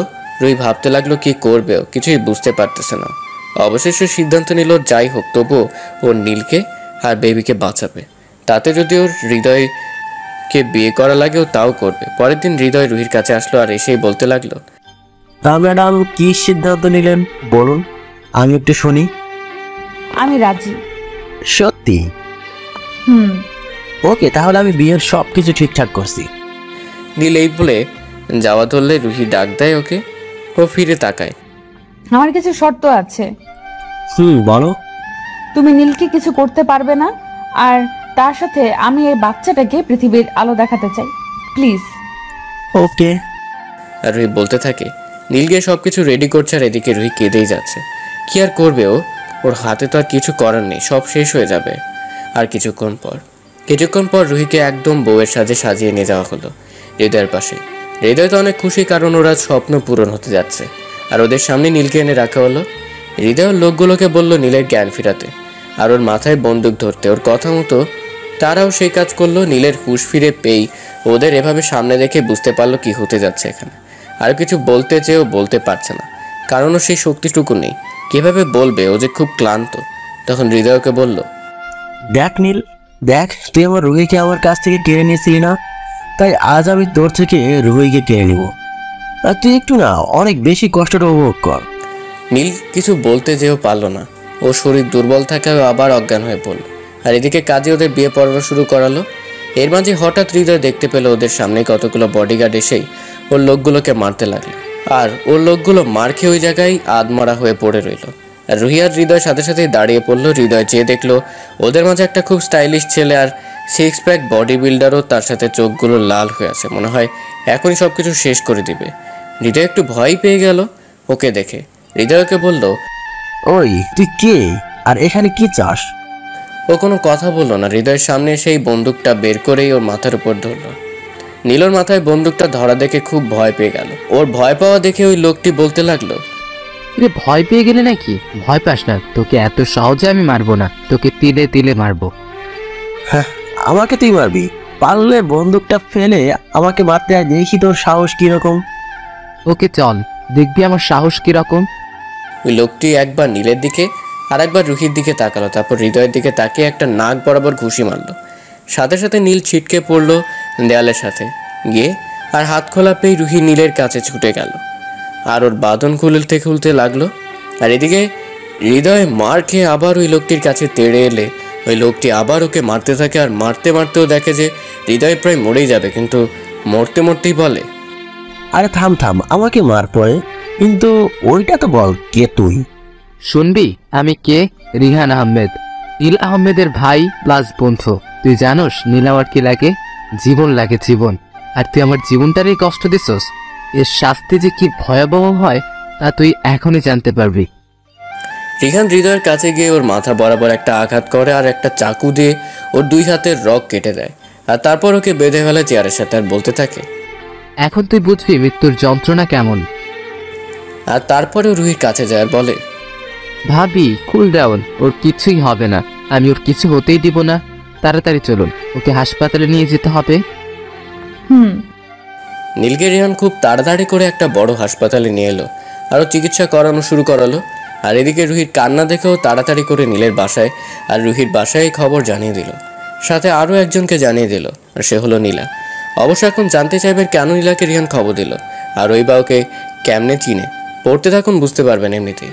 কিছুক্ষণের মধ্যেই নীল এবং রুহির পরিবারের সবাই এসে গেল। নীলের মায়ের সেই রিহানকে জিজ্ঞেস করতে লাগলো, রিহান বাবা, আমার নীল কোথায়? ওর কিছু হবে না তো? আরে মা, ওর কিছুই হবে না, তুমি শান্ত হও তো। বাবা মাকে নিয়ে ওইদিকে বসো। আর ওই কান্না করতে করতে একটা টাইম অজ্ঞান হয়ে যায়।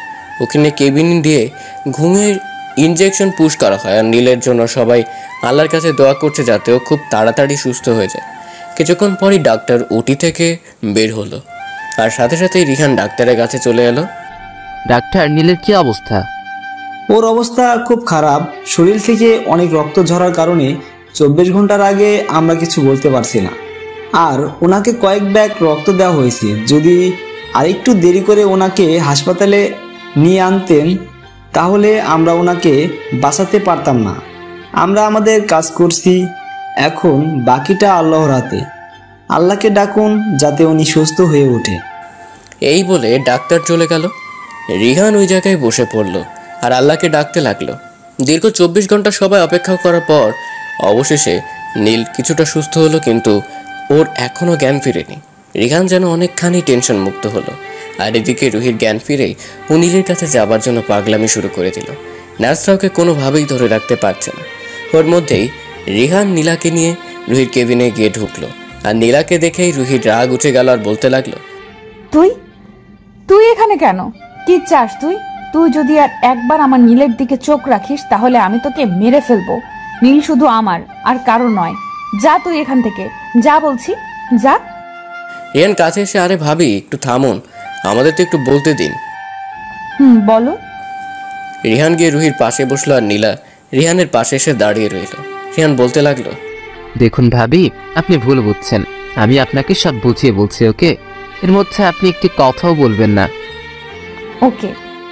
তাহলে শুনুন, নীলা যখন নীলকে প্রপোজ করে তখনকার কাহিনী তো আপনি সবই জানেন। তাহলে এটাও শুনুন, নীলকে সেদিন হোটেলকে কেন নীলার সাথে দেখেছিলেন? আসলে সেদিন ওরা আমার সাথেই কথা বলছিল ভিডিও কলে। আর নীলার আর আমার সম্পর্ক যাতে ঠিক মতো হয়ে যায় তাই ও আমাকে সাহায্য করেছিল। আর আমি নীলাকে অনেক আগে থেকেই পছন্দ করতাম, কিন্তু কখনো বলা হয়ে ওঠেনি। কিন্তু নীল আমাকে এই বিষয়ে অনেক সাহায্য করে।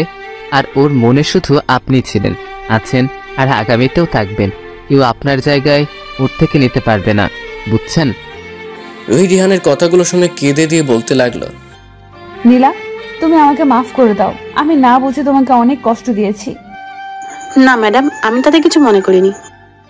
রিহান, আমাকে একটু নীলের কাছে নিয়ে যাও। আমি না বুঝে ওকে অনেক কষ্ট দিয়ে ফেলেছি, প্লিজ। চলুন, কিন্তু আপনার শরীর তো অনেক দুর্বল, আগে একটু সুস্থ হন। না রিহান, প্লিজ আমাকে নীলের কাছে নিয়ে চলো। ওকে, চলুন। তারপর ওরা নীলের কেবিনের সামনে রুহিকে নিয়ে এলো আর রুহিকে শুধু ডাক্তার ভিতরে যাওয়ার অনুমতি দিয়েছে। রুহি ভিতরে গিয়ে নীলের পাশে গিয়ে বসে বলতে লাগলো, নীল, এই নীল, প্লিজ কথা বলো। আমি আর পারছি না এত কষ্ট নিতে। প্লিজ আমার দিকে তাকাও, দেখো তোমার রুহি কাঁদছে। কথা বলো, প্লিজ কথা বলো। তোমার কিছু হয়ে গেলে যে আমি বাঁচবো না। আমার কথা না ভাবো, আমাদের বাচ্চার কথা ভাবো। ওর কি হবে তুমি ছাড়া? প্লিজ নীল। কাঁদতে কাঁদতে রুহি নীলের বুকে মাথা রাখলো আর কাঁদতে লাগলো। এর কিছুক্ষণের মধ্যেই রুহি অনুভব করলো ওর মাথার চুলে কেউ হাত বুলাচ্ছে। রুহি মাথা উঠিয়ে দেখলো নীল ওর দিকে চেয়ে আছে আর মুচকে এসে ওর চুলে বিলি কেটে দিচ্ছে আর বলল, কোথাও যাব না আমার মিষ্টি বউটাকে ছেড়ে। নীল, তোমার জ্ঞান ফিরেছে? আমাকে মাফ করে দাও, কোনো কষ্ট দিব না তোমায়। বড্ড বেশি ভালোবেসে ফেলেছি তোমায়। আমার আর কখনো ছেড়ে যাবে না। আর কিছু বলতে পারলো না রুহি, কারণ নীল রুহির মুখ হাত দিয়ে চেপে ধরল আর বলতে লাগলো, যদি তোমার কিছু হয়ে যায় তাহলে আমার কি হবে বলো? রুহি ছাড়া যে নীলের কেউ অস্তিত্ব খুঁজে পাবে না। আমিও বড্ড বেশি ভালোবাসি আমার এই পাগলিটাকে। বলে নীল রুহিকে জড়িয়ে ধরলো আর ওর কানের কাছে গিয়ে বলতে লাগলো, আচ্ছা, আমি কি সত্যি বাবা হতে চলেছি? সত্যি? এর মাঝে রিহানা নীলা দরজায় নক করলো আর এসে বলল, কি আপনাদের প্রেম করা হলো? তাহলে কি আমরা আসবো? রুহি হালকা সরে বসলো। বেচারি ভালোই লজ্জা পেয়েছে, মানতে হবে। আয়। আরে আরে, কি করছিস? বসছিস কেন? একদম নড়াচড়া করবি না, তুই এমনিতেই ক্লান্ত। আর আমি এখানে কিভাবে আসলাম তাই তো বুঝতে পারছি না। আমাকে একটু খুলে বলো তো। তাহলে শোন। আর ভাবি, আপনিও শোনেন। তোর মনে আছে যখন তুই ভাবির সাথে ঝগড়া করে গাড়ি নিয়ে বের হয়ে গিয়ে বাসায় ভাঙচুর করে বের হয়ে গাড়ি ড্রাইভ করতে করতে আমায় কল দিয়ে সব বললি? তখন আমি বুঝেছি কিছু একটা হতে চলেছে। আর ওই টাইমেই তোর উপর কারা যেন অ্যাটাক করলো। তার কিছুক্ষণ পরই হঠাৎ তোর চিৎকারের আওয়াজ পেলাম আর তারপর থেকে তোর ফোন বন্ধ আর আমি সঙ্গে সঙ্গে এখানে চলে আসলাম। আর তারপর ঘটে যাওয়া সব কাহিনী তাদের বলা হলো। ধন্যবাদ ভাই, তোর জন্যই আজ আমি সহ আমার বউ বাচ্চা ঠিক আছে। আমাকে ধন্যবাদ দিয়ে তুই ছোট করিস না। আমি যা করেছি তা অতি সামান্য তোর সাহায্যের কাছে। তুই যদি আমার জীবন বাঁচিয়ে তোর পরিবারের স্থান না দিতি আর নিজের ভাই না বানাতি তাহলে আজ এই রিহান আহমেদের কোনো অস্তিত্ব থাকতো না এই পৃথিবীতে। বুঝছি, বাদ দে। রিহান, তুমি কিন্তু একটা জিনিস মিস করে গেলা। কি মিস করলাম আমি? ওই যে নীলের বউ সহ বাচ্চা। ও শিট, এটা তো ভুলেই গেলাম। কিভাবে? আচ্ছা দোস্ত, বুঝলাম না ব্যাপারটা। আর এটা তো আগে বলিসনি যে ভাবি প্রেগনেন্ট। শালা, আমিও একটু আগে জানতে পারলাম একটা। ওকে, আমি তাহলে সবাইকে খুশির খবর জানিয়ে দিচ্ছি। রিহানা নীলা সবাইকে খুশির খবর জানিয়ে দিল। অবশেষে কয়েকদিন পর নীল সুস্থ হলে ওকে বাসায় নিয়ে যাওয়া হলো। আর এদিকে হৃদয়ের হাতের রক কাটে ও সারা শরীর থেকে রক্ত ঝরতে ঝরতে একটা সময় ও ছটফট করতে করতে মারা যায়। আর এদিকে রুহির বাবা আর নীলের বাবার সিদ্ধান্ত নেয় কালকেই রুহি আর নীলের বিয়ে দিবে। তারপরের দিন সব কিছু ঠিক করে ওরা ওদের বিয়ের সব কিছু এঙ্গেজমেন্ট অ্যারেঞ্জমেন্ট করে ফেলে। অবশেষে নীল আর রুহির বিয়ের কাজ সম্পন্ন হলো। নীল আর রুহি দুজনেই খুশি, সাথে ওদের পরিবার। খুব বড় করে ওদের বিয়ের অনুষ্ঠান সম্পন্ন হয়েছে। রুহিকে নীলের রুমে নিয়ে গিয়ে রাখা হলো আর নীল ওর বন্ধুদের সাথে সাথে আড্ডা দিচ্ছে। আড্ডা দিতে দিতে নীল দেখে রাত 12টা বেজে গেছে। তার বন্ধুদের কোনো মতে বুঝিয়ে রুমে চলে এলো। রুহি মাথা নিচের দিকে দিয়ে বসে আছে। ও পায়ের শব্দ পেয়ে বুঝে গেল নীল আসছে। নীল রুমে ঢুকেই দরজাটা বন্ধ করে দিল। তারপর রুহির পাশে গিয়ে বসলো। যে ওর ঘুমটা উঠাতে যাবে তখনই রুহি বলে উঠল, একদম হাত দিবে না, হাত সরাও আর আমার থেকে দূরে গিয়ে দাঁড়াও, দাঁড়াও বলছি। নীল বেচারা হঠাৎ রুহির এমন ব্যবহার দেখে রীতিমতো ভয় পেয়ে গেছে। আর রুহির বলার সাথে সাথে দূরে গিয়ে দাঁড়ালো আর ভয়ে ভয়ে বলল, কি হলো, এমন করতেছো কেন? রুহি ঘুমটাটা উঠে বলতে লাগলো, এতক্ষণ কোথায় ছিলে? জানো তোমার জন্য সেই কখন থেকে বসে আছি। আসলে বন্ধুদের সাথে ছাদে ছিলাম তো, আড্ডা দিতে দিতে কখন যে 12টা বেজে গেছে খেয়াল করি নাই, সরি, আর এমন হবে না। এটা বলে নীল বসা ধরলো আর রুহি বলে, তোমাকে কি আমি বসতে বলেছি? হ্যাঁ, যে তুমি বসছো, দাঁড়াও, তোমাকে এখন শাস্তি পেতে হবে। বলছি কি, আজকে শাস্তি না দিয়ে বাসরের কাজটা করলে হতো না? না, একদমই না, তোমার শাস্তি পেতে হবে মানে হবে, আর না হলে বিছানায় কোনো স্থান নেই তোমার। কি করবা তা ভেবে দেখো। আচ্ছা বলো, কি শাস্তি পেতে হবে আমায়? তোমার শাস্তি হলো এই যে এখন কান ধরে 100 বার উদ্বাস করবা। না করলে হয় না? না হয় না, করো। ওকে, করছি। নীল উঠবোস করা শুরু করলো আর তার কিছুক্ষণের মধ্যেই রুহি বলে উঠল, থাক, হাল লাগবো না, এখন থামো। রুহির কথা শোনার পর নীল যেন হাঁপ ছেড়ে বাঁচল। রুহি নীলকে সোজা হয়ে দাঁড়াতে বলল আর নীলও তাই করলো। রুহি খাট থেকে উঠে এসে নীলকে সালাম করে আবার খাটে গিয়ে বসে পড়ল। আর তারপর রুহি নীলকে ওর কোমটা সরানোর পারমিশন দিল। আর নীল তখন গিয়ে ওর ভালোবাসার মুখটি দেখতে পেল। নীলের এমন অনুভব হতে লাগলো যেন কোনো ডানাকাটা পরি ভুলবশত রুমে প্রবেশ করেছে। ও নিজের থেকে কন্ট্রোল হারাতে চলেছে। রুহির এই রূপ, মায়া যেন ওকে রুহির কাছে টানছে। ও যেই রুহিকে কিস করতে যাবে তখনই ওর মুখ রুহি হাত দিয়ে চেপে ধরে আর বলে, এখন আমাকে কোলে করে ছাদে নিয়ে চলো, আজকে সারা রাত তারা গুনবো তুমি আর আমি। ওকে বলেই নীল রুহিকে কোলে তুলে নিল আর সোজা ওকে ছাদে নিয়ে এলো। ছাদের এক কোনায় দোলনা। নীল রুহিকে নিয়ে দোলনায় গিয়ে বসলো। রুহি নীলের হাত ধরে কাঁধে মাথা রেখে বসে রইল আর নানান কথা বলতে লাগলো। আর এক পর্যায়ে রুহি নীলকে জিজ্ঞাসা করলো, আচ্ছা রিহান ভাইয়ের পরিচয়টা আমাকে একটু ভালোভাবে বলো তো, আমি তখন হসপিটালে ভালোভাবে কিছু বুঝতে পারিনি। আচ্ছা শোনো তাহলে। 15 বছর আগে আমি আব্বু আম্মুর সাথে আব্বুর এক বন্ধুর বাড়ি যাই বেড়াতে। আর সেখানে যাওয়ার পর আমার খুব ইচ্ছা করছিল গ্রামের খালের পানিতে গোসল করতে, কিন্তু আমি সাঁতার জানতাম না। কিন্তু ইচ্ছা যখন হয়েছে তখন তা তো পূরণ করতেই হবে। তাই আর কোনো কিছু না ভেবে চলে গেলাম খালের পাশে। 1 ঘন্টা যাবৎ আস্তে আস্তে করে খালের হালকা পাশে নেমেছি। কি আর করব, ভয় করতেছিল একলা একলা। আর তার উপর আমি আবার সাঁতার জানি না। যেই উঠতে যাব তখনই দেখলাম আব্বু আম্মু আমার দিকেই আসছে। আমি তাদের দেখে তাড়াতাড়ি উঠতে গেলেই পা পিছলে পড়ে যাই। আর খালের পাড়টা মনে হয় 2-3 আঙ্গে মাটি কেটেছিল, যার কারণে খালের পাড়ে ওঠার চেষ্টা করেও আর উঠতে পারছিলাম না। আস্তে আস্তে মাঝখানে চলে যাই। আর তখনই কোথা থেকে একটা ছেলে এসে আমার জীবন বাঁচায়। আর ওই ছেলেটাই হলো রিহান। জানো, ওকে যখন জিজ্ঞেস করি ও ওর জীবনের চিন্তা না করে আমার জীবন কেন বাঁচালো, তখন ও কি বলেছিল জানো? কি বলেছিল? আরে সাহেব, আমার কিচ্ছু হইতো না, আমি মরলেও কাইন্দার কোনো মানুষ নাই, কিন্তু আপনার জীবনটা অনেক দামি। আপনার কিছু হইলে তারা পাগল হইয়া যাইতো। আমি তো দেখছি তাগো অবস্থা। কেন কেন এই কথা বলছো কেন? তোমার মা বাবা কোথায়? সাহেব, আমার মা বাবা নেই। মানে তোমার মা বাবা কই তাইলে? সাহেব, তারা মারা গেছে। বলে কেঁদে দিল রিহান। নীল দেখলো রুহির চোখে পানি। ওর চোখের পানি মুছে দিয়ে ওকে নিজের কাছে মিশিয়ে আবার বলতে লাগলো, আমরা যখন আব্বু আর আম্মুর কাছে যাই তখন আব্বু বলল, রিহান, তোমার বাবা মা নেই তো কি হয়েছে? আজ থেকে আমরা তোমার বাবা মা, আর নীল তোর ভাই। চল আমাদের সাথে। রিহান খুব খুশি হয়েছে ওই দিন, আর আমিও সাথে একটা ভাই প্লাস বন্ধু পেয়ে গেলাম, বুঝছো? তা ম্যাডাম, তাহলে আমাদের বাসরটা করা যাক, কি বলো? জানি না। তারপর নীল রুহিকে কোলে নিয়ে রুমে চলে এলো আর বাসর ঘরে। তারপর রুহি আর কোনো কথা না বলে দুজনের ঠোঁট এক করে দিল। দুজনেই চলে গেলাম ভালোবাসার গভীর সাগরে। সাগরের নিচে অনেক অন্ধকার থাকায় আর দেখতে পাইনি, তার কিছু বলার নেই।